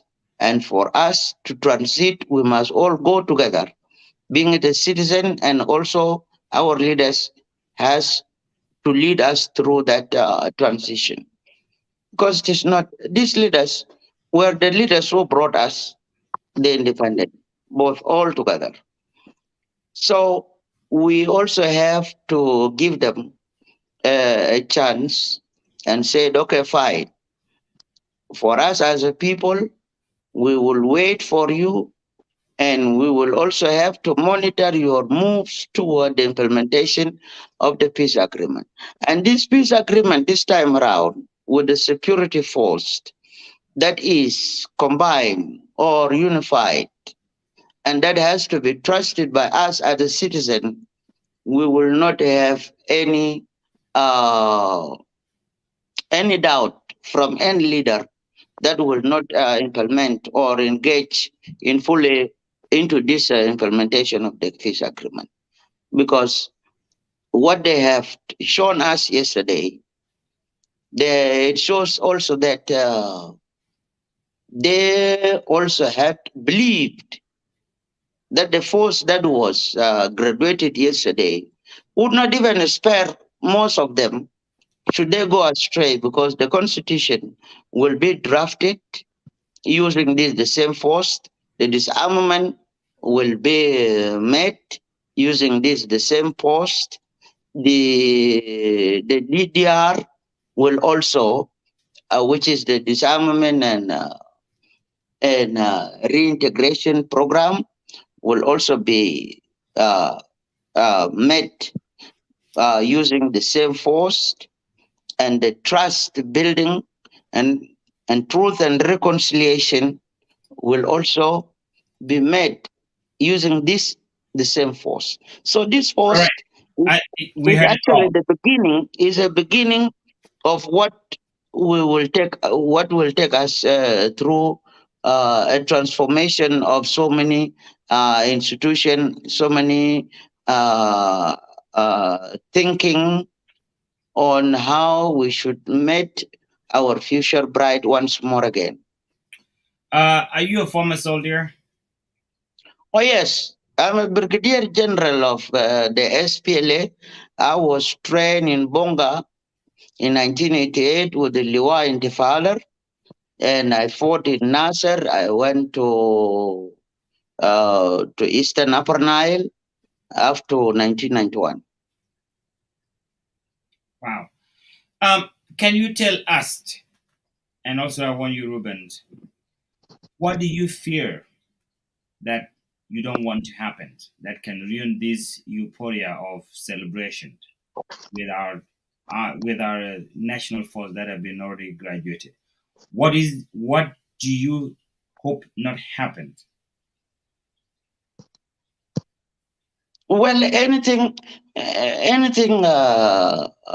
can happen, but what I don't really hope not to happen is that acquiring a knowledge as a soldier that would have actually made you to be somebody else should have not been meant or distracted by others with their own heel thinking against or individual thinking against the state. Because in my example, when I went to the SPLA, I had a vision in mind, but my vision was obstructed when I reached Bonga, and I was told these are the Nubia, these are the Nuer, these are the Punch, these are the all worth of my What was your colleagues were vision? from different places. What was your But vision before you get to Bonga? my vision was my vision was something else altogether. I was a tribalist by then, and I had not wanted to see any.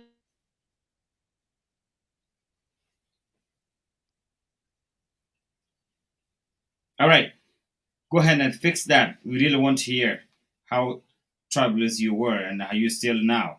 So, Brother Ruben, what do you wish not happen? You are a veteran. You were trained. You went and you had no knowledge of what the rest of the world were, as you say earlier. But these people now that were trained, I would say they are more educated, they are more aware of what is happening in the world, they are more in tune with the rest of the world. You were not, and you guys made it. But now, as a veteran, what do you hope not happened? I know most first of all, I wanted to acknowledge David Amor accounting to his ordeals of of the war, and also acknowledge other people that are not on the stage with us here, who also have gone through similar situations, either through losing their own relative or themselves, sustaining injuries related to violence. So I wanted to acknowledge David Amor for sharing his situation, and also like calling for forgiveness, which is what we need to do more as South Sudanese, to talk about our situation, be honest about it, and then look forward. And looking forward is to acknowledge what happened and then to forgive one another and move forward to open a new page. What I don't want to happen, I think every South Sudanese is thinking about that question. And what we don't want to happen is وهي Go ahead. Go ahead. is for these soldiers not to go without being paid. We want them to be paid monthly because they have endured and waited for a long time. Now come time when all of us as South Sudanese have seen how beautiful it is when they were all in uniform, symbolizing as a unity of our country. We want them to be paid monthly. So that's one thing that I don't want it to happen, is for them to go on month and month without salaries. What we don't want to see is something that actually I am very sure most South Sudanese are thinking about it. You know, we have created a kind of a mindset in our country where we will say if one ethnic group is fighting the other one, we will say that the army will not be dispatched because they are national army, and people will be allowed to kill themselves, or looters or cattle rustlers will cross from one region to another region and will not be intercepted or stopped by the military, because often I hear even from leaders that it is not their mandate. That's something that I don't want to happen to this soldiers. Their sole mandate is to protect the people of South Sudan. And it doesn't matter who is violating the norms or the rule of law. They need to be told not to. And I know the National Army will always have a mandate to protect us from outside our borders, from aggression from outside, which is very much their main job. But in a country like our country, where the rule of has broken down, the army have to build trust with public by ensuring that they protect the public and protect their properties, so that there will be no, people crossing from the border from another country, another community to go and storm the other community while sleeping, and that somebody will say you have to wait from the order from above. That need to stop, because to ensure the rule of law, it does not need to happen at the army barrack. It does not have to happen at Juba. It has to happen in every village in South Sudan. That people will go to their huts or the houses, sleeping at night, knowing that they are in a country where there is a national army. All right. I want to play this.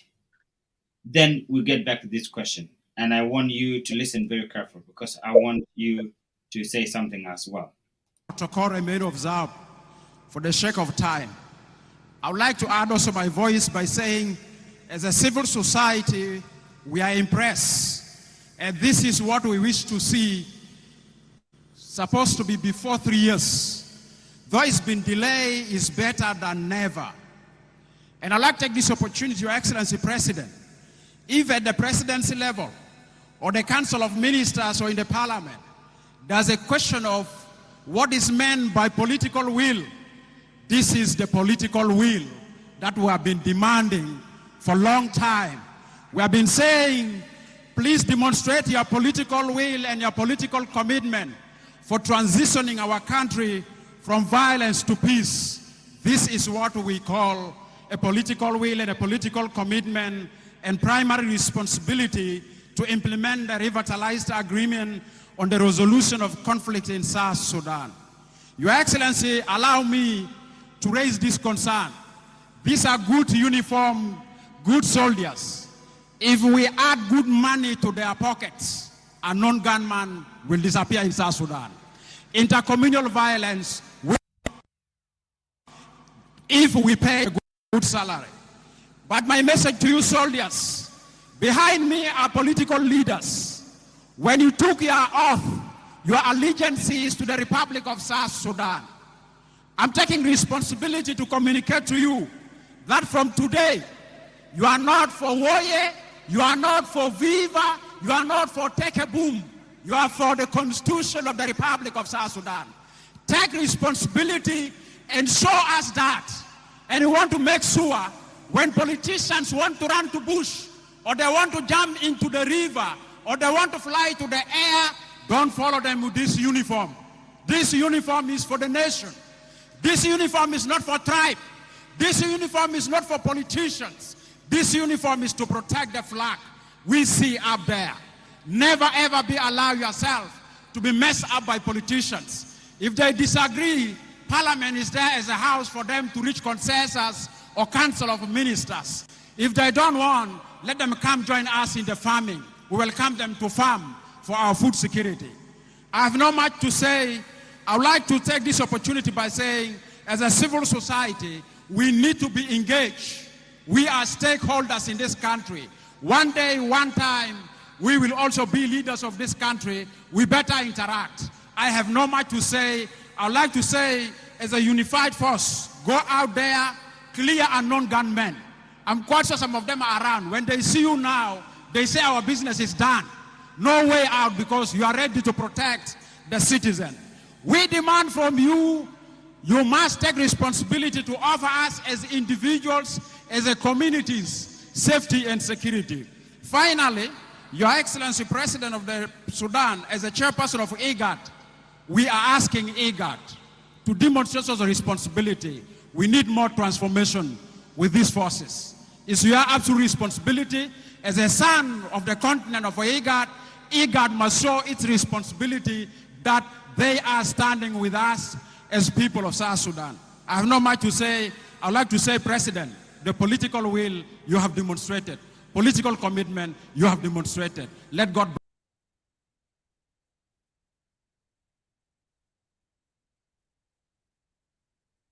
All right. David. David, can you hear me?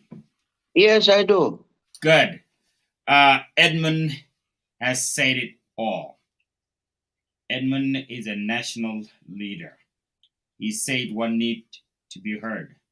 Now, tell me, what are you hearing from his speech? Well, you know, Edmund Yakini is actually an activist. And what I could hear from his voice is what he saw during the implementation of this peace agreement. Our leaders actually had decided to work together in order for them to push ahead these reforms.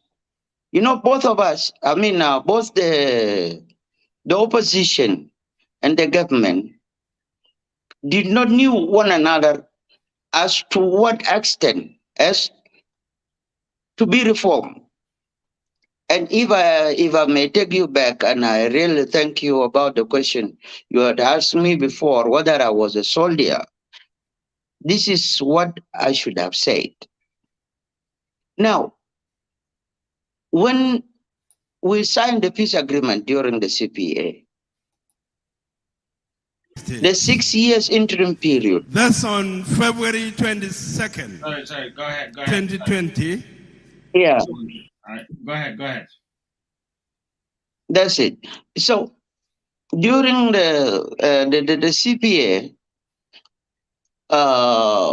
with the Khartoum, the 6 years, the 6 years interim period were meant for us in order for us actually to retrain the army. And I could blame most of our leaders on that, because why retraining the army? Because majority of us came from different factions, even before the peace agreement of the You say CPA. you blame So them. the amalgamation, David, mm, David, you blame why they retrain, or you blame why they did not retrain the army. they did not. They Okay. didn't. You're talking about the first before 2013, right? You know, that was the observation. Mm-hmm. You see, they were trying to observe the forces, but without a proper training together in order for them to remain a national army. It was not done. That was why the 2013 caught up and people and the army went astray. You know, the army went astray because they did not have a proper unit of whom they should have been belonged to. Because an army, when you have a unit to report to, that could have resolved and it could have even prevented the war of 2013. But majority of our army soldiers did not have units from the first place, from 2005 to 2013. And if you can recall, there was an issue of what you say unconfirmed. Unconfirmed for what? And these were the army. They should have been taken to training from 205 onward to be retrained once again all together. Now to let them know that they are not a guerrilla fighters who could desert any barracks. I mean, any garrison. When you say unconfirmed, you meant that you did recognize that they were unconfirmed, and was it because they were not trained, or you said that they should not be just unconfirmed, they should be sent to training? What I mean, unconfirmed, you know, most of us, as I said before, I'm a soldier, I'm an SPLA. Most of us fought in different regions, you see. And most of us by then used to move from a region to region. So there were no any specific cantonments. There were no any specific garrisons. There were no any specific unit in order for you to report to. So that should have been done from the day one, you see, in 2005. But majority of our leaders who were in Bilfam by then, soldiers came, they come and report themselves, and some of them would say, no, maybe we don't know you yet, and we want to confirm. That is what you call a damn record. That is what you call. No. What they should have done could have been just a simple exercise like what had happened now. Anybody who said, I'm a soldier, you take them to training. Retrain them again. After 6 months, you take them back. Let them get the retrain again together. Now, After another 1 more year, let them I want to retrain. ask you this question. I want Ruben to come back, but since you are in Juba, or actually Kampala, you are pretty much there. Tell me how this unified army going to get paid. When you know the issue is not how are they going to get paid, because they are an army of a nation. The issue before, there was a payment going on, but what had happened, you could get a lot of corrupt, officials who could not actually give in the correct parade. You could get in one division, for example, 7,000. But when you come with the money tomorrow, you will get them, they are 13,000. When you go away after paying them, then they will remain only maybe 1,000 in the barrack. So this has been going on because that is a lack of discipline. Otherwise, I can assure you that they are going to be paid. They are going to be highly paid. My question is, yeah, how are they going to be paid? They are going to be paid like any other army, you know. The money is there. The country has got the money. They will pay them. Because otherwise, how will they have to conduct this national exercise? No, you're not Otherwise, they have to be paid. answering the how part of the question. Are they going to go to bank and get a bank account to get their money, or they will go to their? There is a system. There is already a system in Bilfam, or in yes, in Bilfam, which is the headquarter. There is already a system, which is there are two systems. One is those who are in the states where we don't have a systems of the banks, their money are always carried and delivered to their barracks, and they are paid over there. You see, and those who are in the states where there are banking system operating, their money are channeled through the accounts. So the system of payment is there, both manual and electronic. They can do it. You know, one of the problem. Let not forget, these people are humans. Okay, one of the problem that caused us much problems before 2013, and even during through all these years, was because there were no proper way of paying our national army, because this does not goes to president or vice president or the leaders, but within the respective leadership. You know, if the army, who are there to protect the nation's interest, cannot get their payment, or whatever they get is not what they're supposed to earn, then they will question their motive of being there. My question here is that while we train them, we are not training them to accept lack of not getting paid. We are not training them to accept getting less money. We are not trying them to be away from their families, and their families are suffering on the other side of the town. My question: someone who work in the missions, South Sudan mission to Uganda, is that give me what you know. How are these people going to get paid? Because do not forget, word will go around. Someone who is from Morlaix will be told, "Oh, you know what? That guy from Nuer, he got paid the other day, or that guy from Denka, he got paid the other day." And then someone will produce all these things. How are you going to block this, Ruben? Give me your perspective too as well.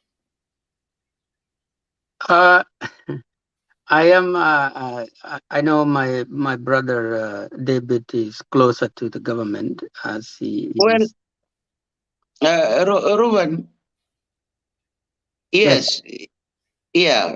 Let me just take it over from brother Ambassador Miyong. Mm-hmm.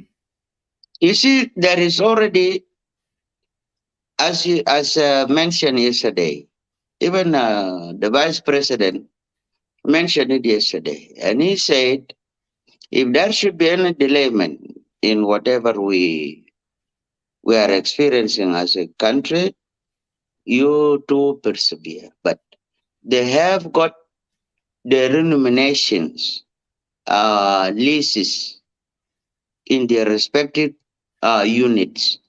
Now, during their deployment, you know, graduation is something else, but the redeployment is something else altogether. Mm-hmm. So, in the states where they are going to carry out their national homeworks, what will go with them from yesterday onward using that data is the same data that shall be used to pay this a unified force. And I want to also to add on this. You know, this unified force, they are in phases.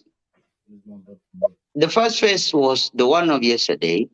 Then there is another one that we are expecting, and they have to be up to 53,000 men and women.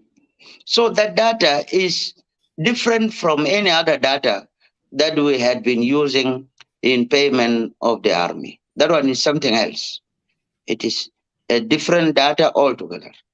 So I hope the Ministry of Defense will take it up from there and give it an accordance even after their redeployment in different regions, and to consider how they should be treated in a different way altogether.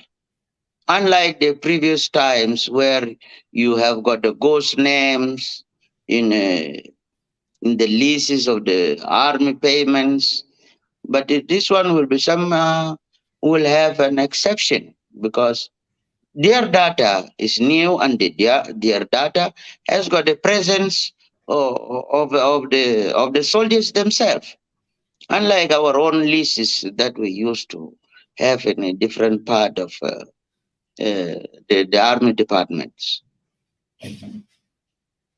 Good. I want to play the president's speech so that we can end our show. But Brother Ruben, you want to add something here?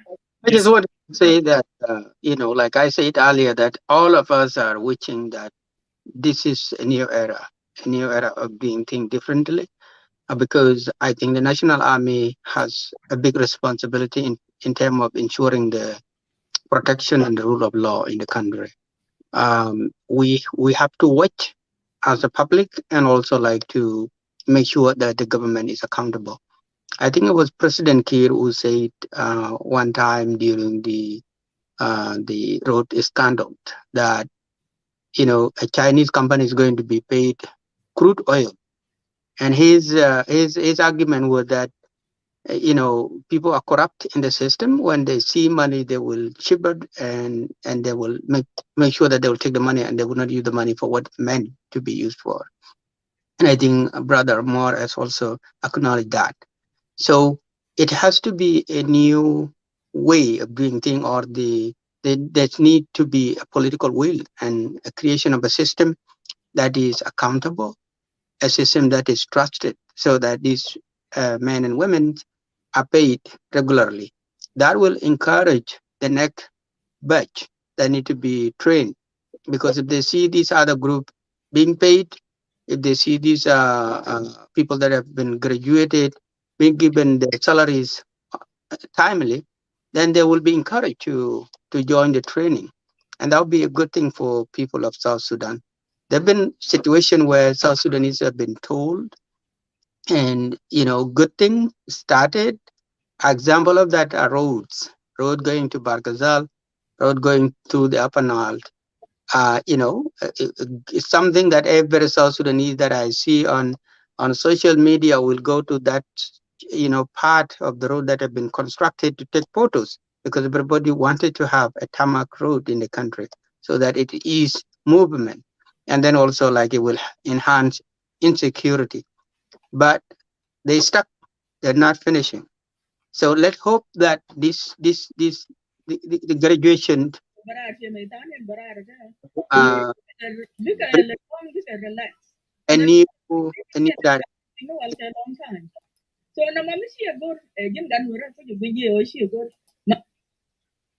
Go ahead.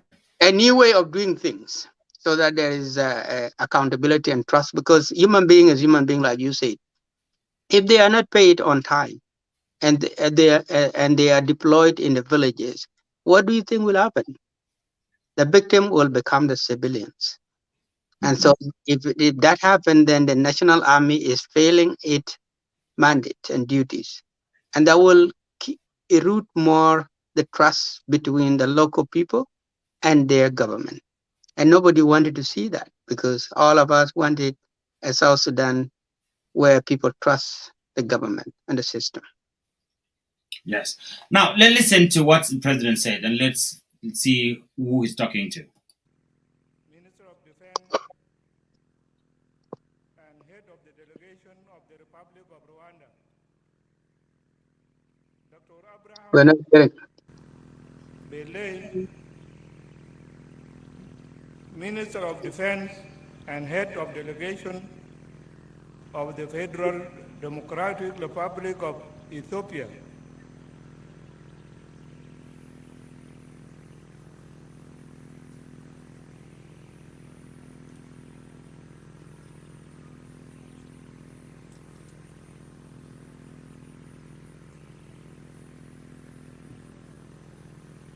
General Sidki Subhi Said Ahmed, Assistant to the President on Defense Affairs and Head of the Delegation of the Arab Republic of Egypt, Ambassador Dr. John Stephen, Tanzanian Ambassador to South Sudan, Excellency Dr. Yekmachar Teng, First Vice President of the Republic of South Sudan, Excellencies Vice Presidents of the Republic of South Sudan, Right Honorable Speaker of the revitalized Transitional National Legislative Assembly, Right Honorable Speaker of revitalized Council of States, Chief Justice of the Judiciary of the Republic of South Sudan, Presidential Advisors, representatives of the African Union, IGAD, RGMEC, UNAMIS, and diplomatic corps, the people of our country, wherever they may be, ladies and gentlemen, Your Excellencies, ladies and gentlemen, on this very important day in our history of building South Sudan as a new country, I would first want to welcome and appreciate our high-level guests and delegations from our friendly regional countries. I welcome President Abdel Fattah al-Burhan, President of the Sovereign Council of Sudan, and the Chairperson of the IGAD. I also welcome His Excellency President Yoweri Kaguta Museveni, President of the Republic of Uganda. Honorable Major General Albert Murasira, Minister of Defense and Head of the Delegation of the Republic of Rwanda. Honorable Dr. Abraham Bele, Minister of Defense and Head of the Delegation of the Federal Democratic Republic of Ethiopia. Honorable Major General Khalid Megawe, and Head of Delegation of the Arab Republic of Egypt. You are all welcome, and thank you very much for honoring our invitation for this important event.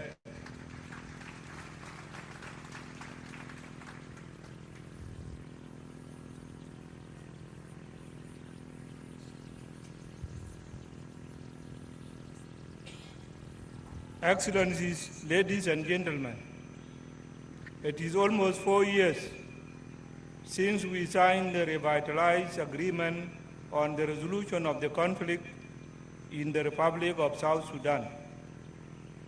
Out of all the chapters of the agreement, the graduation of the unified forces under Chapter 2 has been the most challenging and yet the most important.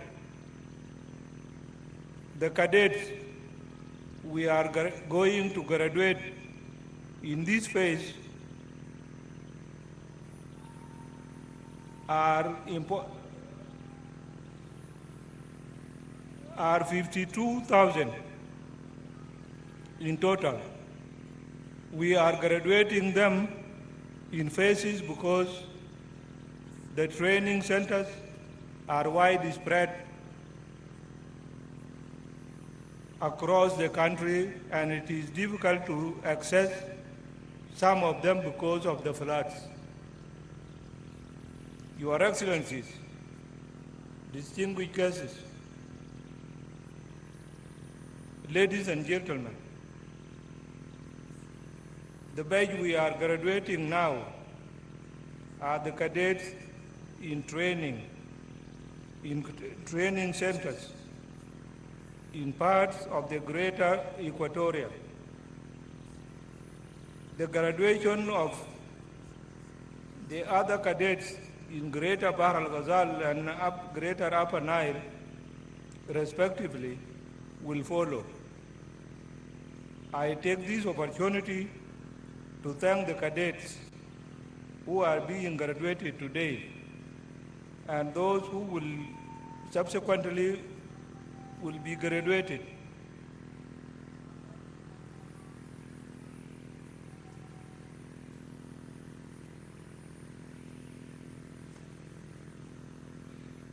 I know that you have suffered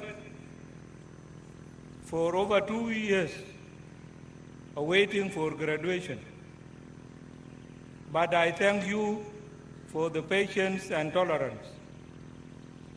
What you have done, we have gone through, is part of the struggle for the freedom and independence of our people and country. I hope that your sufferings gave you also strengthened, have also strengthened you.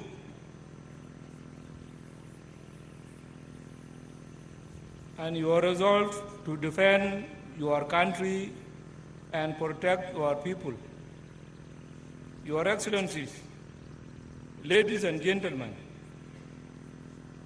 getting freedom for our people and independence for South Sudan has been very difficult and expensive. Generations and generations of our people started the struggle as early as 1947. I am one of those who survived it all, joining the Anyanya One movement in 1967, right through the SPLM, the Sudan People's Liberation Movement and Army, to this day. Only our generation managed to finish the aspiration of our people for freedom and independence on the 9th of July 2011 through the exercise of the right of self-determination, which was contained in the CPA 2005.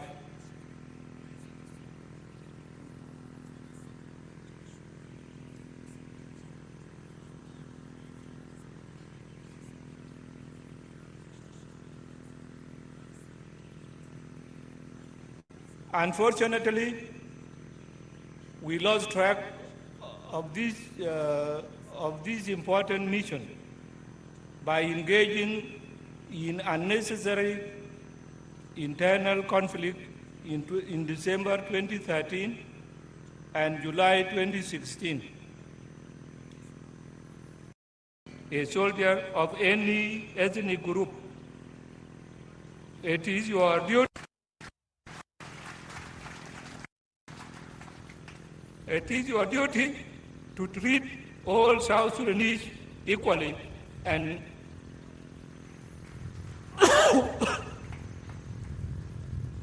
in justice and equality.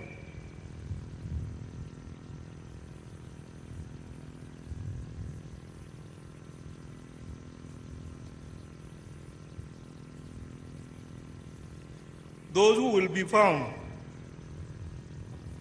to discriminate against some of our people will be dismissed from the forces and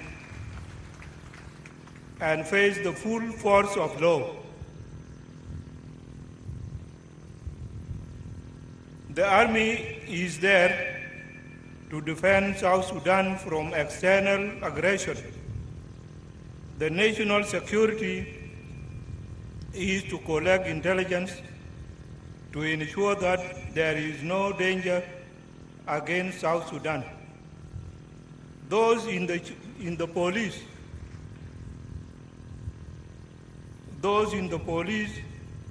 are there to protect our people and their properties. The prison, wildlife, and civil defense are there to carry out their duties in accordance with their relevant laws, rules, and regulations. While we are graduating you, we have in mind the Disarmament, Demobilization, and Rehabilitation Commission, DDRC. It is an important commission, and we are going to make sure that it is empowered so that it performs its duties according to the strategic plan. Your Excellencies, ladies and gentlemen, we will work with our brothers and sisters in the region and the continent for you to be properly trained and become a professional in your work. A professional security sector will make South Sudan a standard UN member state. All right. A professional security sector will make South Sudan look a lot better in the eye of the world. David, the reason I'm playing this speech, both from the first vice president and the president, is for the citizens to go and digest. What has the president said in your perspective? What are you taking out of what he said? Yeah, well, we can sum it up in 30 seconds. We're running out of time. Our time is coming, and we have only 7 minutes. Go ahead. Well, the president, in my summary or in my point of view, has acknowledged numerous reforms and embraced or to accept that indeed there had been a problem.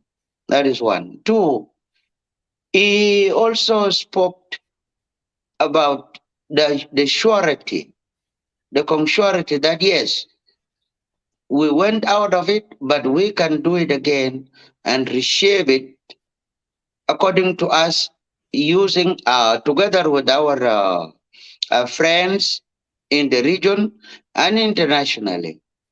And lastly, he mentioned something very tangible. He talked about justice. And justice is what a soldier is trained for.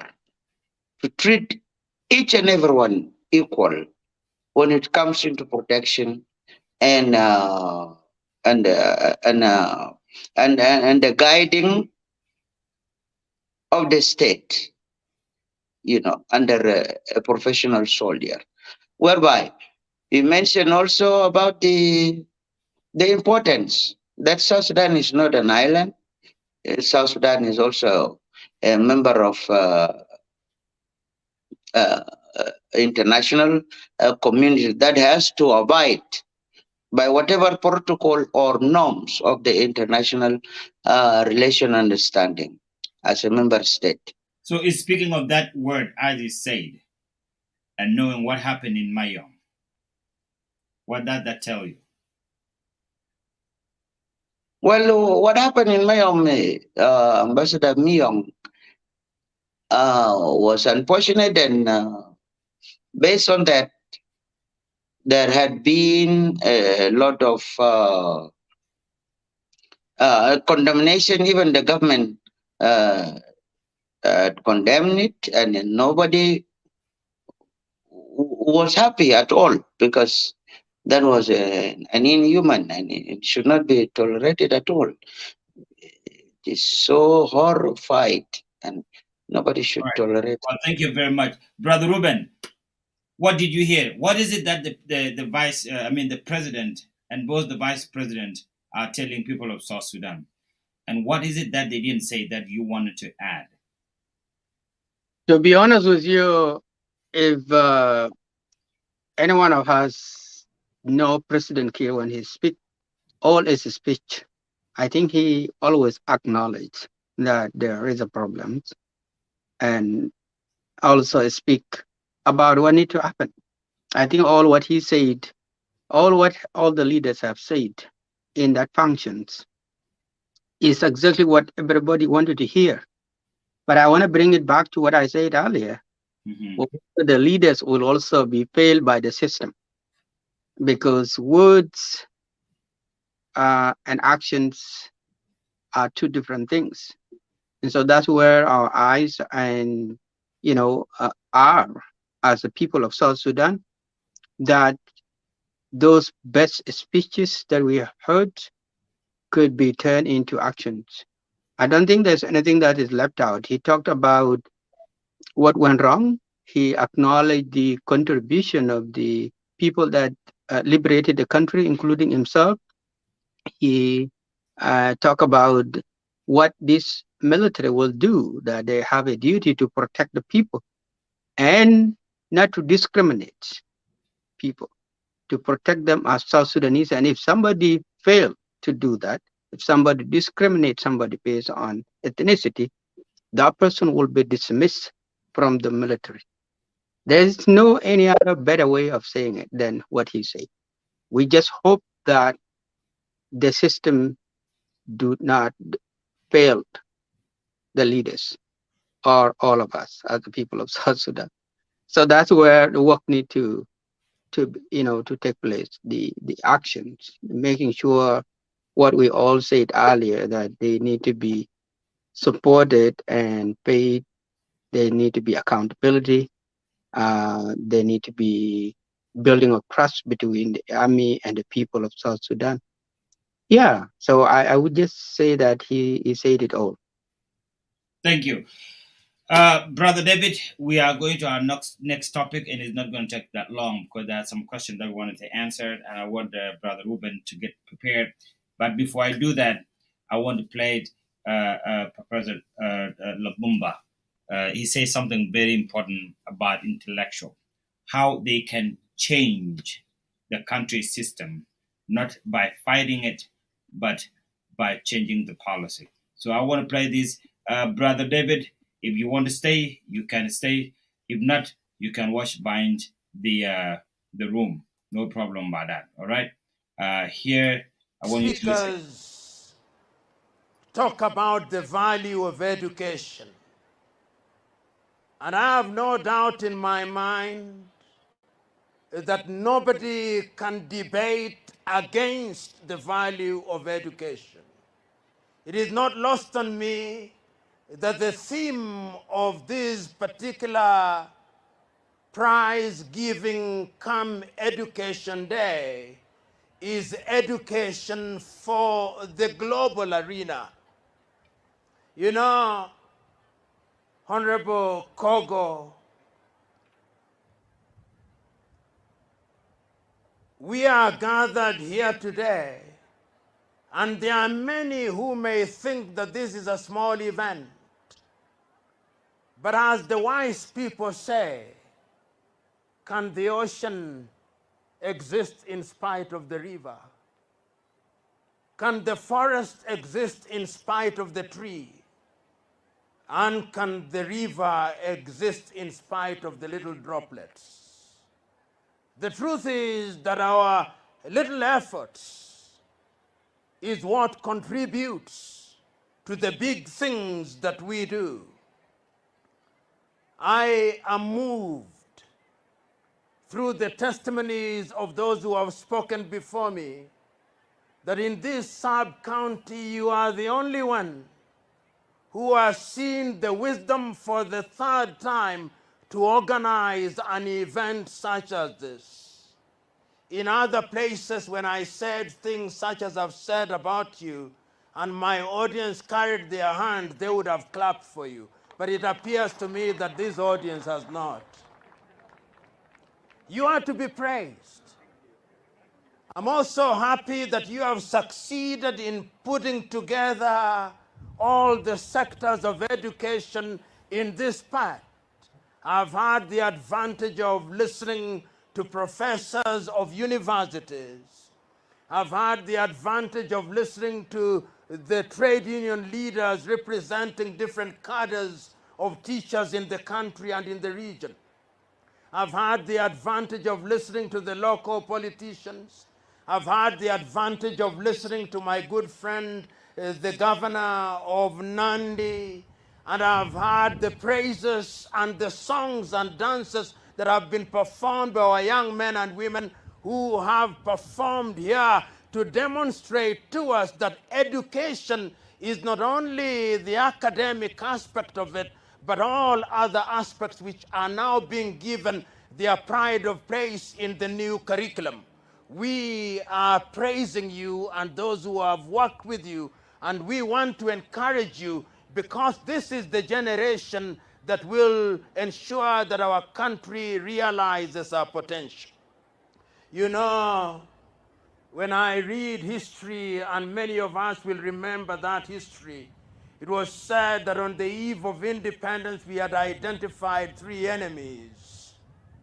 That we had identified poverty, we had identified disease, and we had identified ignorance. We therefore, throughout the over 50 years of independence that we regained in 1963, given pride of place to education as the key that will open to us and for us the doors of prosperity.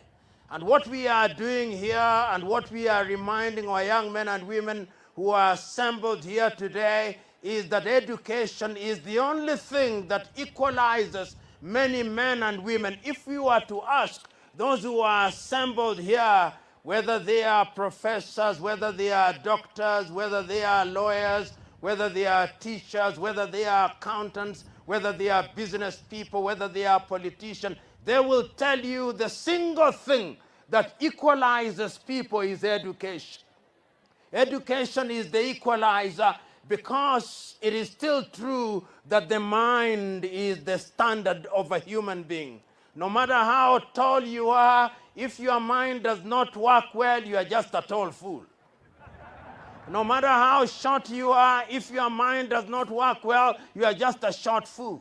But if you have a mind, no matter how tall and no matter how you look like, we will recognize that there goes a man and a woman whose mind speaks for itself. And that is why we are celebrating the men and women who have organized this event. And that is why we are encouraging our young men and women that if you are to be celebrated 10 years from today, the only thing that you must focus on is education. But you know, there is the tendency of thinking that if you are a village champion, you are a champion. No.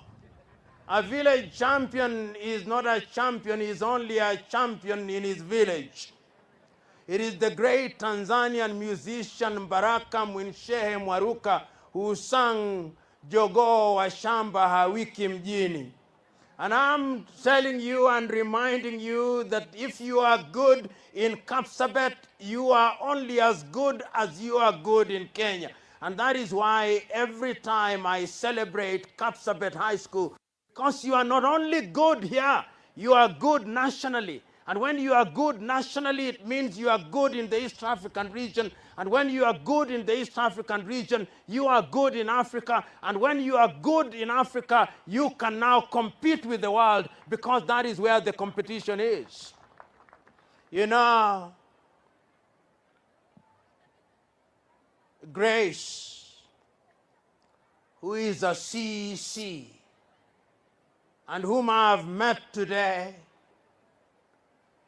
as we were listening to the performances that we were enjoying, we shared, and she told me that she was once a teacher, a high school teacher.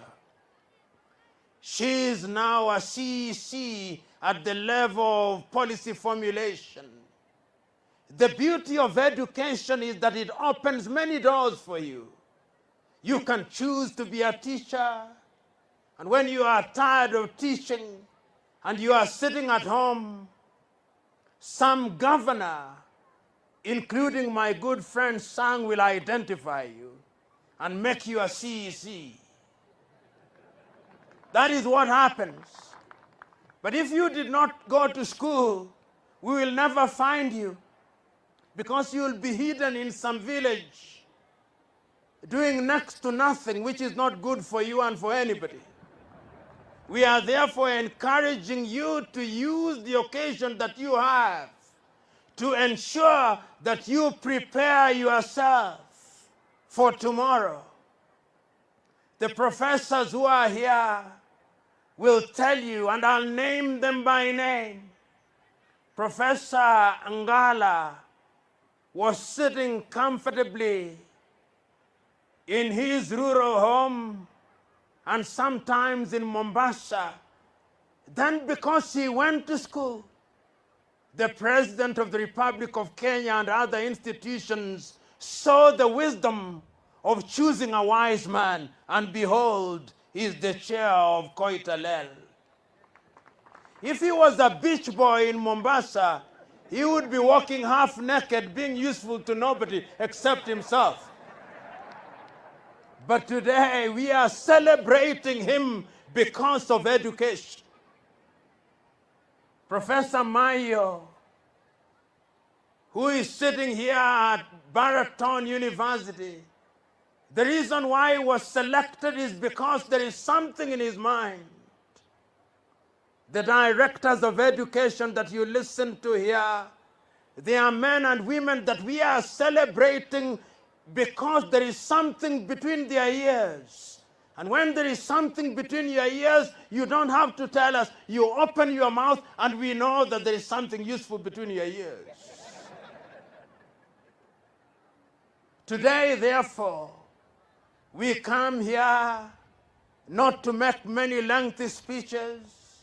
We come here to remind ourselves and to remind the young men and women that there is a future, that the world is looking for new young men.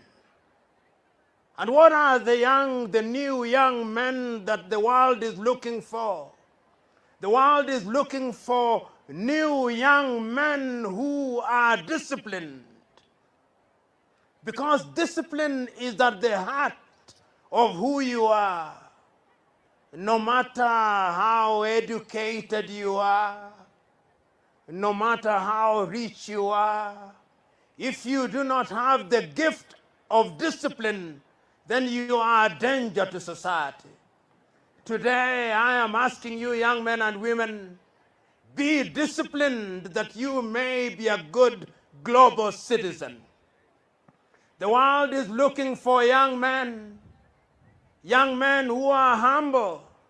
Humility is the mother's milk of greatness. If you see any man or any woman who, because they have gone to school or because they have wealth, are arrogant and shun humility, they are a danger to themselves and danger to society. Today I'm encouraging you, young men who are here, embrace the gift of humility. God is looking for young men and women who believe in integrity. No matter how clever you are, no matter how rich you are, if you have no integrity, then you have no value to your society. Today we come here to celebrate you because we hold the view that education is going to give you the integrity that you need in order to survive in the world. The world is looking for young men and women who are respectful, because respect is reciprocal and is earned.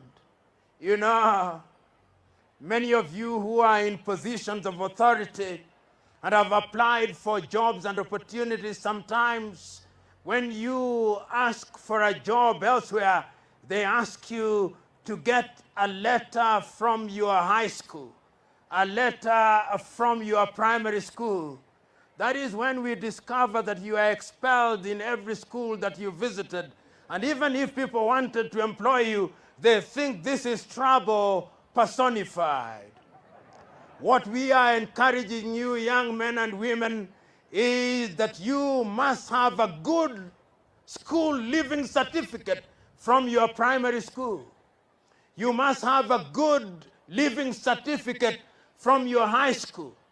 You must do things that are right so that 10 years down the line, when you look at your own living certificate, it is said of you, he was a hard-working young man. He was a hard-working young woman who did not entertain nonsense. But whenever there was an opportunity to disagree with the teachers, he told the teachers, not in a manner that inflamed their anger, but with the firmness and humility that opened their eyes.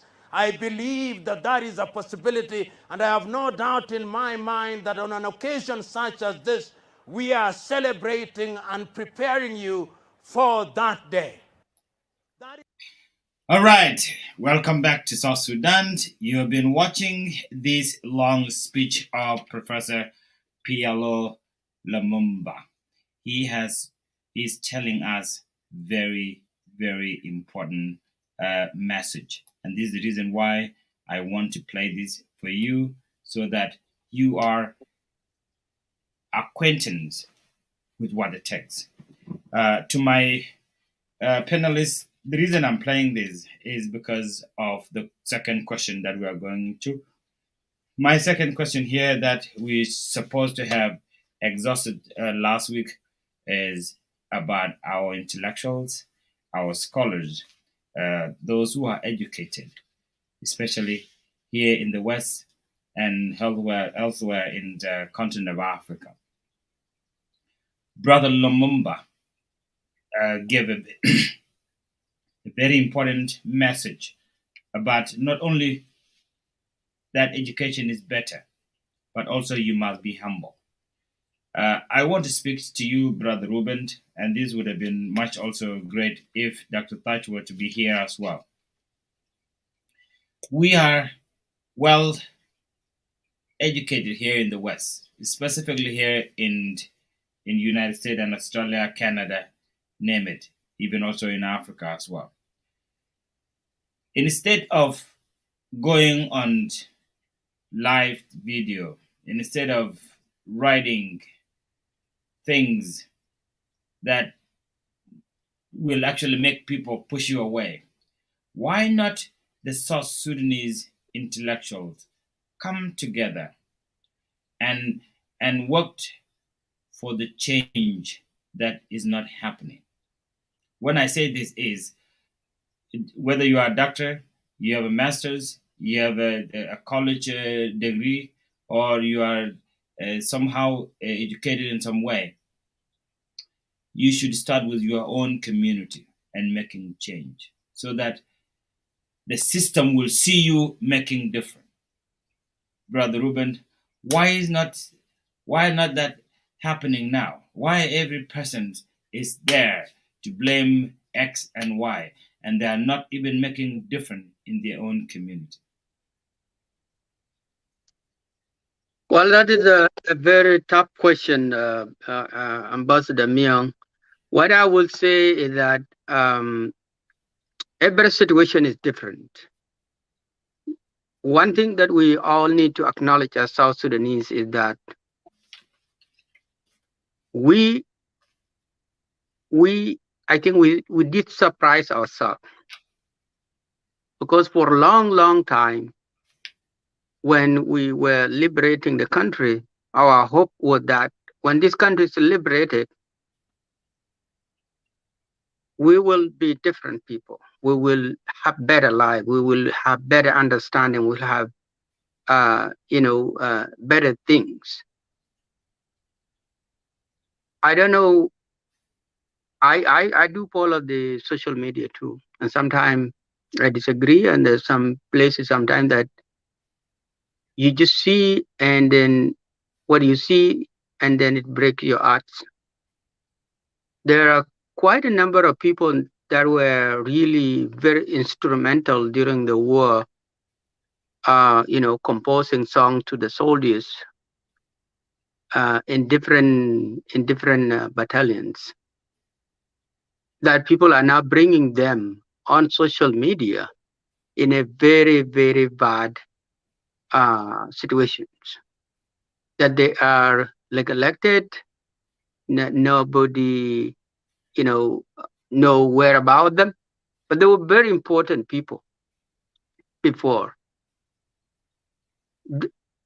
I am just saying this as a slight examples of why people are not happy. On the top of destructions and killing that happen, people are traumatized. People are reacting in a way that they were not expecting. That's one thing. Number two, even though we have quite a number of people that are educated now, we still have a very um, challenging situations. And that is, you you make changes when you are somehow in the system. And I'll just have to say, for example, a lot of young people that are in US and Canada and Australia came here maybe 20 years ago or 10 years ago, work so hard, get education, while they're still supporting people back home.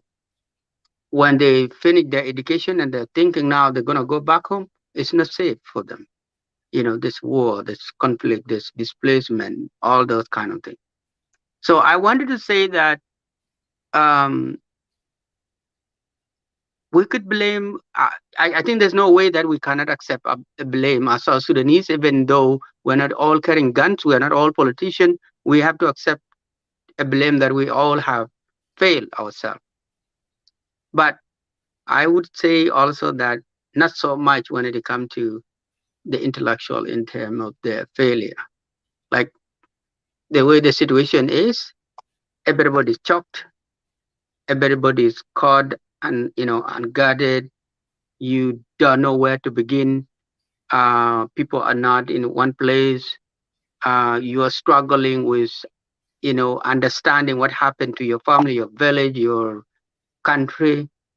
So people are shocked and people are traumatized. So I would say yes, generally that we could blame the intellectual, but I don't think that they have so much in terms of their contribution to the failure of what is happening now. Mm-hmm. Brother David, give me your last point. Okay.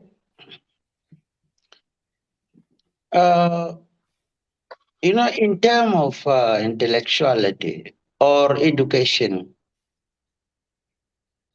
first of all, education is an introduction of a human reality. There is no anybody who come into this world that you find was trained without their own consent or without their own participation. So the wisdom is that whatever you introduced to whoever is teaching you or training you is what will prevail later on, that yes, indeed, this is what you were made for. For example, when you talk about discipline, integrity, you talk about the respect and humility. Now, let's just get to underline the word respect. Just the word respect. Respect and discipline, these are in human core. It varies from individual to individual. Respect and discipline, they varies from individual to another individual. Why am I saying this? Some of us would opt at some point just to say, maybe others are not looking to what I'm doing toward the progress of the society, or others may go to ignore it, that the little participation that I'm doing might not make a bigger impact like what you are doing now, and the rest who had to sit down and said, okay, there is a problem in my country. Why don't I give this enormous time to talk to my fellow countrymen and women in order for us, maybe we should remain in chapter on how we are viewing the changes which are taking place in our country. But others are ignoring it. So that is a disrespect. When you get a national call, like for you, you come in, Ruben come in, Dr. Taj come in, and the rest comes in. And all of us, if we speak all together today, the rest of tomorrow, the 15 others join us, and the rest of the other day, other 50s join us, then we will definitely speak like what our leaders spoke yesterday.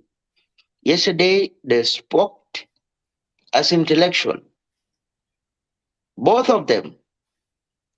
And even the world got shocked yesterday about how did these people reshape their grievances, their arrogances, their ethno kind of hatred, their indiscipline, just within no time to forgive one another and call for their generation to embrace something else, which is peace.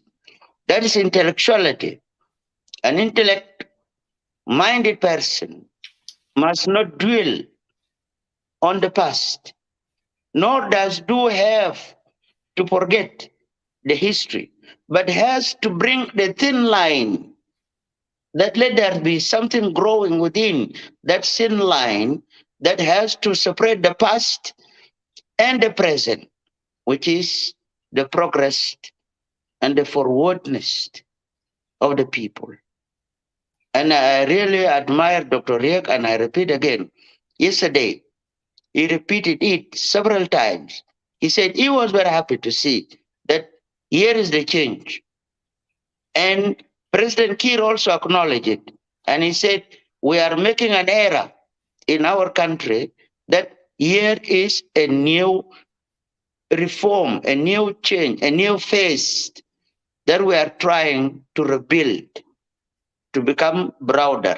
And if it become broader later on, then if it give us peace and tranquility in our country, then we should be respected in the region. And that is the humbleness. That is where you get somebody who is humble has to acknowledge the mistake. That yes, we strap out from here. And if you can recall also on those speeches of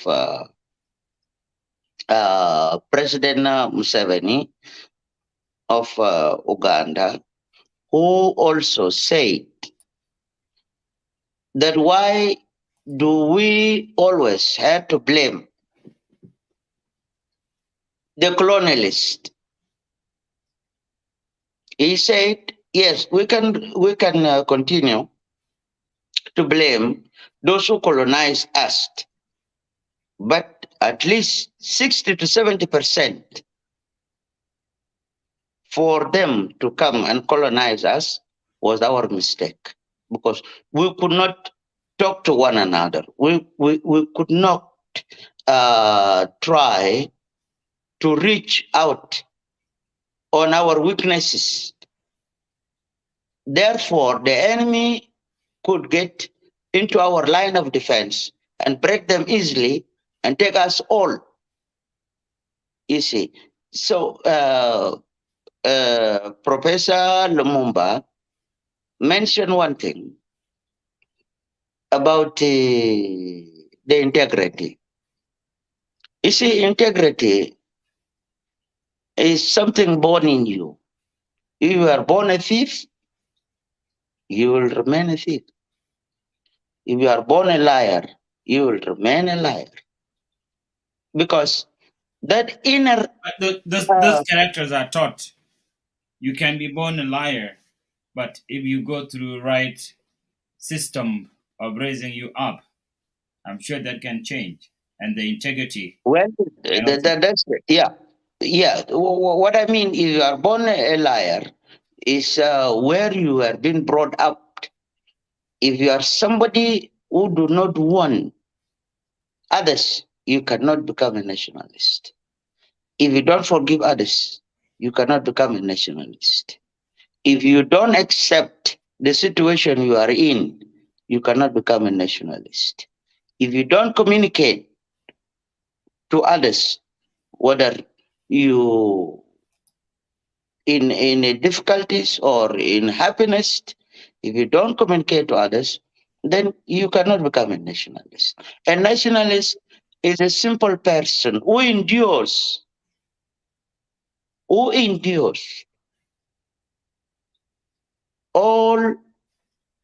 or to persevere in order for others to join him. And through that suffering or through that And can perseverance, you mention a among change, our South a Sudanese change. who endures, like what you said? Speaking Come of again? someone who endures a lot of hardships, do you know anybody within our system or within our country that can be an example? You know, we have many of them, but I can just only mention someone, two of them, you see, in my view. One is President Kiir, whom had all the privileges, all the powers in his own hand, but later on, those who were to work with him had at some thought, do not want to listen to him as a leader. That one, it can give you a good example that this man actually has endured a lot in our country. But what you didn't tell me what he endured. You didn't tell me what he endured. What is it that he endured? Well, even this peace agreement, without the endurement of President Kiir, it would have not worked. Should he had to throw his own hands like others did, then the country would have not have anybody whose hands is reason for calling for the dialogue, for the peace, and the tranquility in our country. Now, that is why in so many numerous occasions, he had ever been traveling, going to different parts of the country, talking to our people, talking to his colleagues, talking to the brothers, talking to the nation, that yes, indeed, we are going to resettle this. Now, the second person is Dr. Riak himself. Because his argument, if you may recall in his own speech, even yesterday, he mentioned the reform. He said, these reforms, we must do this and we must have to reshape it such that our country look But in a different way altogether. David, come on, let Now, be realistic. Let's be realistic here. You said okay, that President Salva here did endures because his men refused to listen to him. yeah, You said that Dr. Riek Machar endured because he said that we must change, we must do the reform. Isn't yes, that that is the messy that is. reform Mm. that got him disagree with the president? Oh yes, So not how only with the then, president. then there got to be a villain then. They should not all be heroes. Because a president Now, endures the fact that nobody listened to him because he was being told that led reform. And that's what got him the hero. And then Dr. Mashai is the hero the other side because he said that led reform. Come on. You no, are we are not. your own self. Listen. We are not making heroes here over your Facebook. What I'm trying to say, Ambassador Miyong, is that if we go back to the history of why we are talking today, we will also have to acknowledge what did the other party say and what the other one is opposing. But now, the time frame, okay, that is one. Why am I saying this? The endorsement of what I've mentioned is equal to the same coin, but the time frame. Because when you talk here about the discipline, a discipline has to bring in the question of understanding. When the time comes, because today you might told me, even when we were in the villages or in the cattle camps, you may say, okay, now we have to move this camp from A to B. If majority are not ready for it, you don't have to enforce it because that will be indiscipline. Now, what am I saying this is that when we talked about the integrity, humbleness, discipline, and respect, these words, they carry a lot in our human behavior. But one most important part of it is the integrity. It carries a lot. Whereby, in 1 second, should we have people who are most integrate, then the respects come, humbleness come, and there will be no corruption, there will be no tribalism, because with that integrity, you can treat the rest of the other vice, including even the less educated people. If they are most integrate, then they can create the other vice. That should be it. We are running out of time. This is the end of our show, and I want to appreciate David Amor from Uganda. David, thank you so much for your time being with us, and we definitely appreciate your message of peace, and I hope that you carry on to the rest of our people. I want to say thanks to you for your time, and I want to see you next time. But for now, start the unifications wherever you are. I want to hear that David Amor went to the camp in Uganda and visit our people. Then come back next time with pictures so we know that the unity our leaders are talking about, the change our leaders are talking about, must start wherever you are. Okay? Thank you so much. And Brother Ruben, I really want to appreciate your time and your commitment of making sure that South Sudanese are united. We count on you, brother. And the only thing that is between you and that vision you have is hard working. We all pray that our country will come out of this vicious cycle. So, if you can wrap up or recap of what happened or we discussed in 30 to 1 minute, that would be perfect so that we can move on. And I will see you next week. So, go ahead. Yeah, I think everything has been said. I just want to say thank you so much for always organizing these shows. I know a lot of South Sudanese are talking on social media on things, different things, and sometimes some shows are full of people that follow them, and sometimes some shows get very few people. We are a country on a crossroads, and anything that we could do to build that sense of nationality is always appreciated because there's no any other way. There's no any other way that we could, like South Sudan is not a one tribal group country, it's all of us country. And we will not achieve stability in that country if we don't have the respect of humanity and the respect of the rule of law. In terms of the who endured,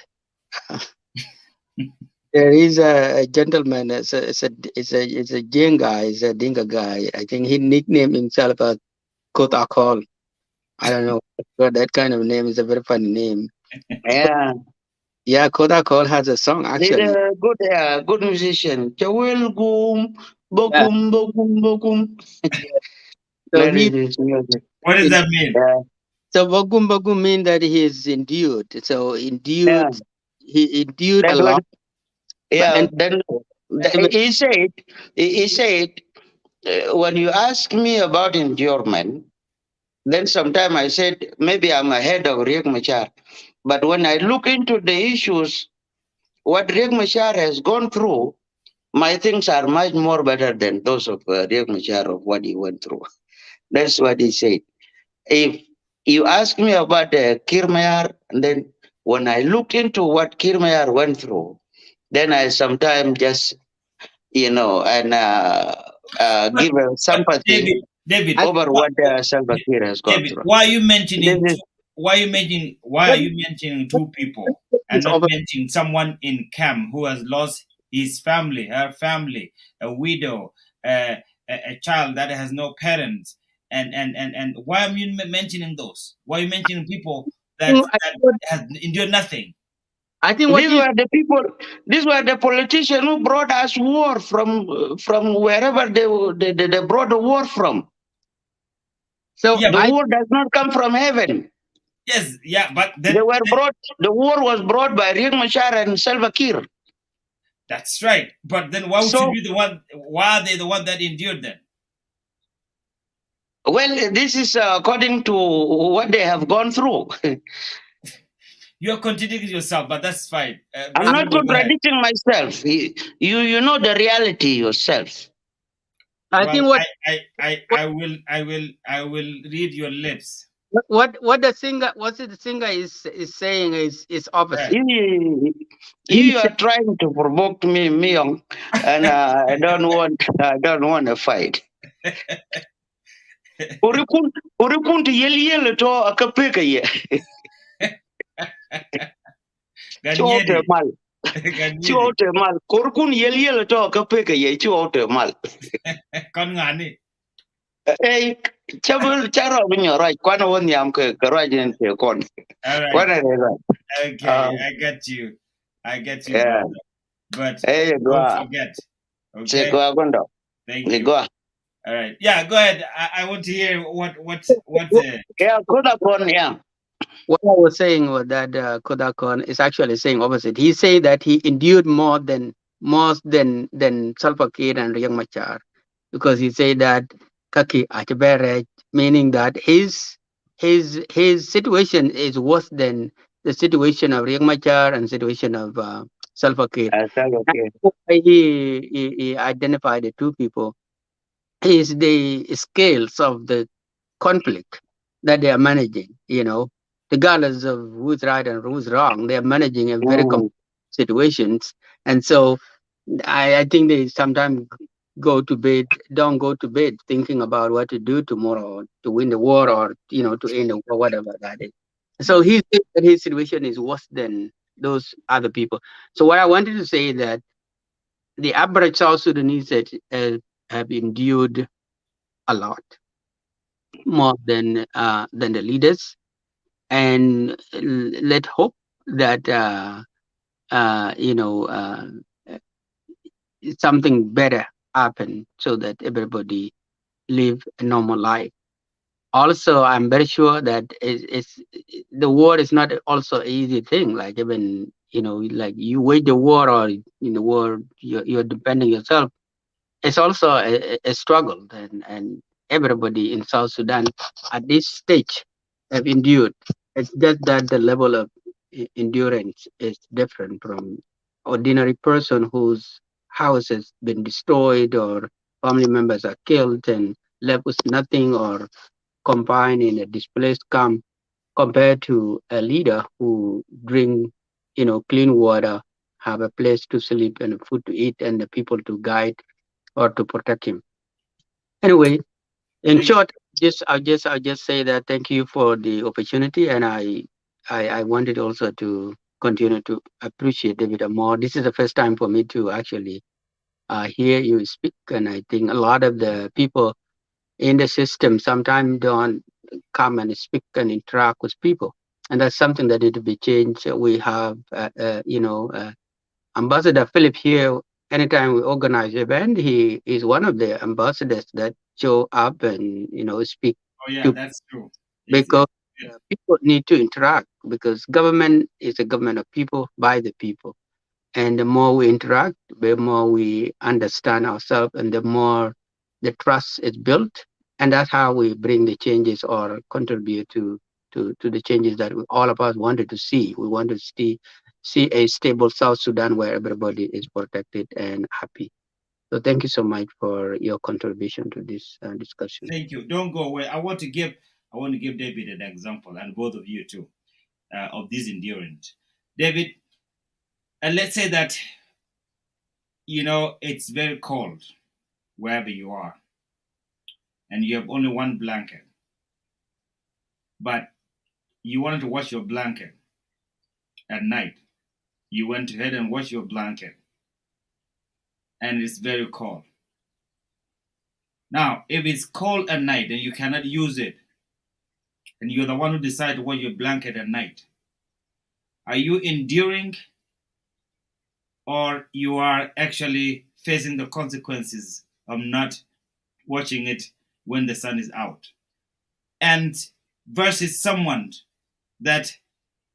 else come and yank that blanket away from your hand and throw it in water and tell you that go and be cold. Now, who is enduring now? Tell me. Now, Ambassador Miyong, you are spoiling the show. You are spoiling the show. Okay, Let us not go. What I'm telling Let's you not is, go back. Please, let's not go back into that argument. okay, thank There you. is But what I'm telling you is, let us not go back into that argument. come on, let's Yeah. be real here. So Yeah. and don't be sensitive. Don't spoil your show, please. Don't be sensitive. It's okay that we No, discuss I'm not it. sensitive. I'm not sensitive, but I'm a politically reactive agent. Well, then don't be reactive then to things that because can take us forward. if It's you okay give that me that, people talk, and there's if nothing you wrong. give me But that say it in political a way that equation, people will get it. I may turn it wrong, Uh-huh. and then we go back to war. No. Just me and you fighting. Do you think that will Now you take are South Sudan telling to me war? that Come on. you want to tell me that Dr. Riega has endured more than Kir? I Even didn't in say the, that. What I'm okay, saying is, even in the Haraka, even during the liberation, yes, who was who was much more senior than the other? When yeah, you but talk we're not about talking about India, who's senior that induced. We're talking about if you were yeah, talking about people in the Kir, camps, that would Kir, make a yeah, difference. Not even no, beyond here. no, Kir was much more senior than Riek. Is that the senior people that endures a lot? But I think What the other in the leadership? What do you mean? the other important thing that we need to consider as we speak about this situation is really like it's a question that just came up, but I think that's not an important question because we know in the That's bottom right. part that South Sudanese have endured more under Oh, and yes, yeah, that is fine. Exactly. Yeah, that is exactly. But whether it is ACLM IG or ACLM IO or ACLM or even the civilian, like what I've told you, myself, I used to be a good footballer. Now I cannot even run an inch.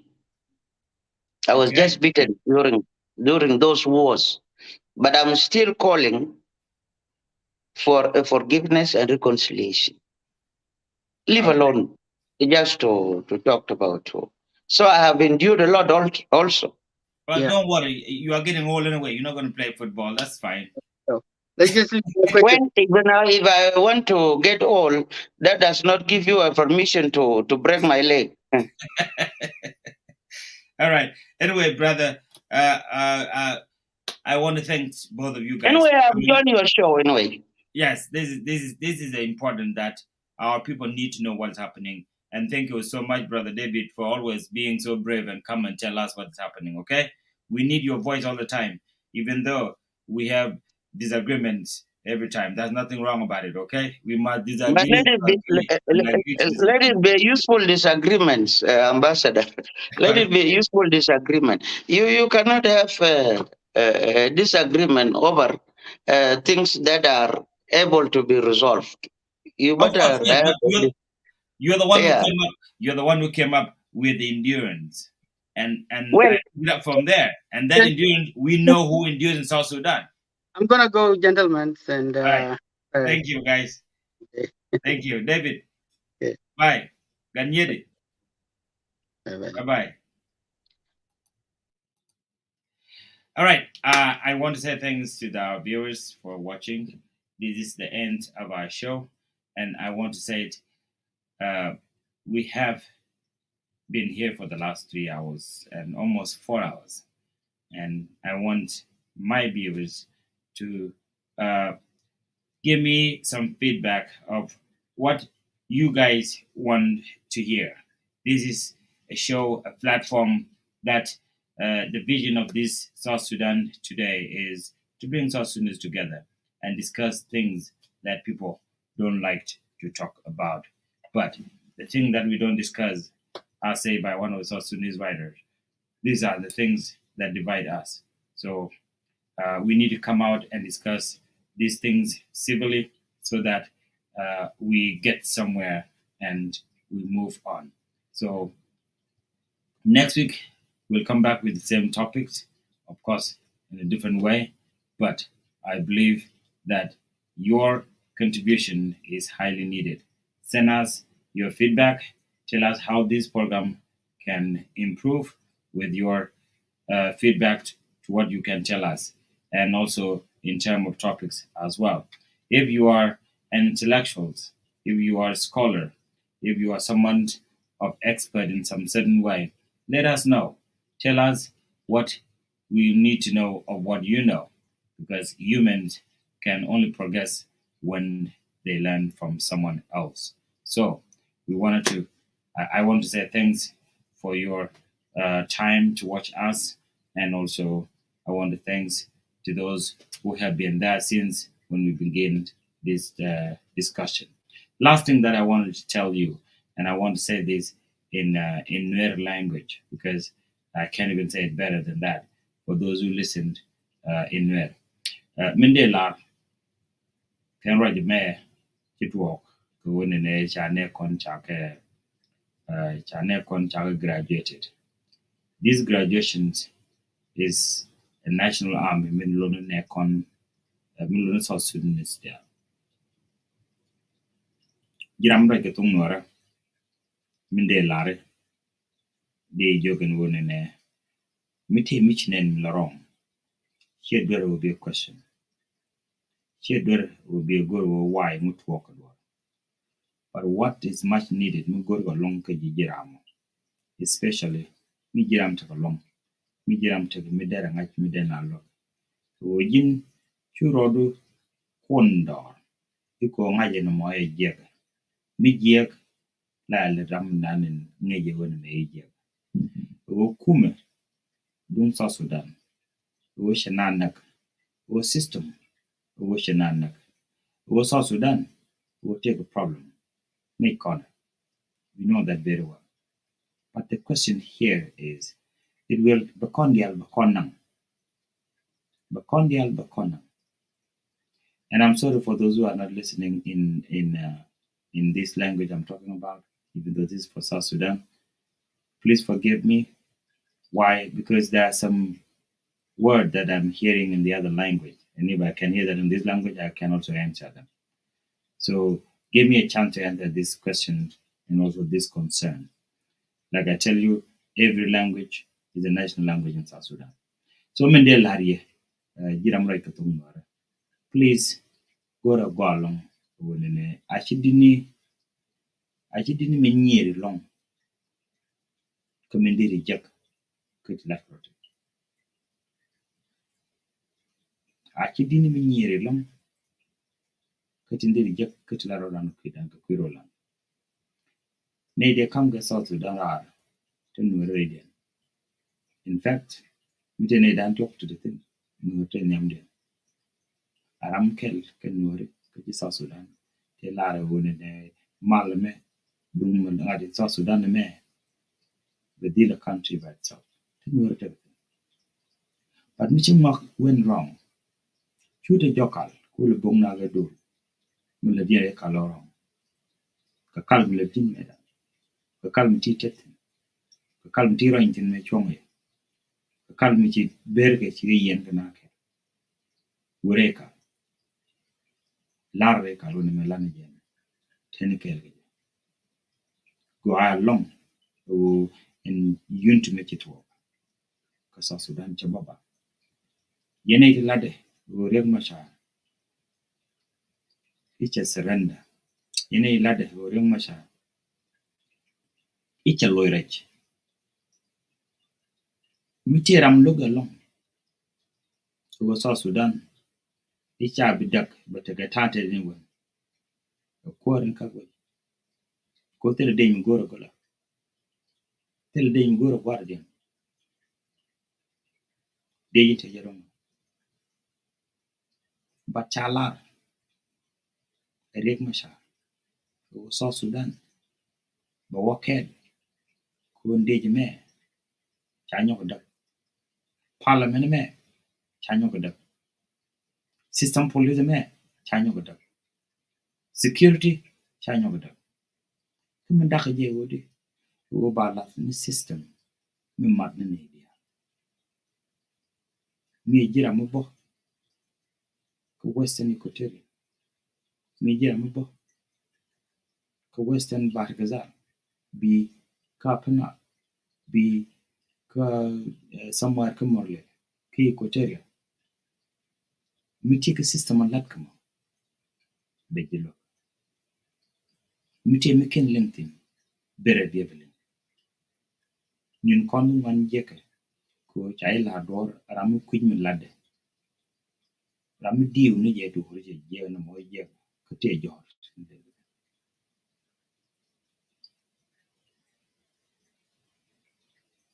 gore goa ko min la roda ni ko wo bi ngaj ko participate man ko man ko remu cha mi guje wo te duwar ya mule ni jeyde chen jongi tam la du remu pa kiro do wona ne kiti yalla remu cha chelel ni jeyde ko do hor bala de bagwa cha be ri chanke karam la dor ba wo be do jago abo ramu ci jaram dan la ci cha tele ber mi bir nder mo ngenye muja dur no la ke je woni ne rem ma chari je tene birek me che biro be bala gimbale no god me to ka mayom chen ran chagu the sanas went as far as latken away rem maybe even intellectual themselves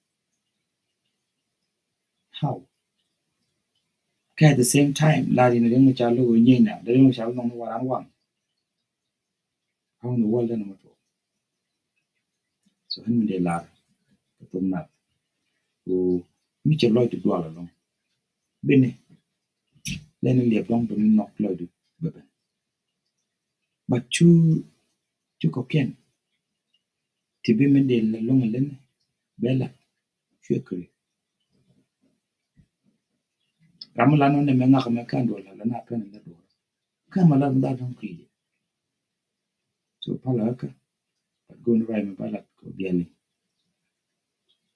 bi wonang gwa lo ro ki jira tumre bu to ko kon no na jene ko bana di national army cha to rudun dal do jene cha go che jene to e jene to tel de bien ne aler ne me jene to mun ko lar biari dan jene ne be a part of that system can ne di worry to be a lot ke you ne wele kara you can tell me ken ko lar ke we ro ndem ke ne ba nyo ko kwinjo to worry to bitara ko ne ta ke do ne me to ra ko adela ngone ti ne de kon te cha jo yo no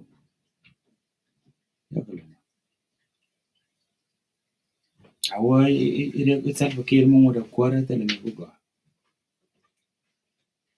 self care mte kwara de mo cha be graduate ko kwa la no mun latke no mun ton mun latke no woni ne a latke ne le ro a change ke mun ro a gur ke bala so no mo yende la ye chen go to am le break ko ta ke to go ro balat ke tumna ko ram dong go ro belin bali yin chogu ji lawo yi gara de mo cha ku ji la haran so Sudan mi to kel ke na de mo cha jira mo mi jira an self care ke jin tele to but chu mi bin mo ko ken ke bi so Sudan lo jo chule mu ku ye ma la ko mo ye ron pero pe nen le kon le chu dak ni je chon ne kon jalu ba ko re to ma ta ne 2013 yat kan na ma ta mi ngal yan ta mi che di sai kai na do chang fa le ma ba me cha wo ne che to re mo yen de la te lo ba din ko te no de mani lai mo tin ko yen ne ko ne gwe je lo mo ne ne gwe je lo wo ne ne and day cha graduate ko ba nyo graduate very soon in 6 months people will know na cheto but to ba na na mo te chi ko ha ma te mi wala na te te nen ka life to ya go to very to ya ka ni chen chi ko go mi chen na le ro na lo ka ji bo te le mi je cha bu ko na de but tu ne o ken chu no problem na ko cha kon cha na no ko chi ko mu to kon ko no ngate yen kur bi kwa ti dia la ger ya fal men ger cha mu ger cha ba ger in all ke mun go ri lo kan ko mal mi compromise na pan nang de tan nang bia won ya so no mo yen de la thank you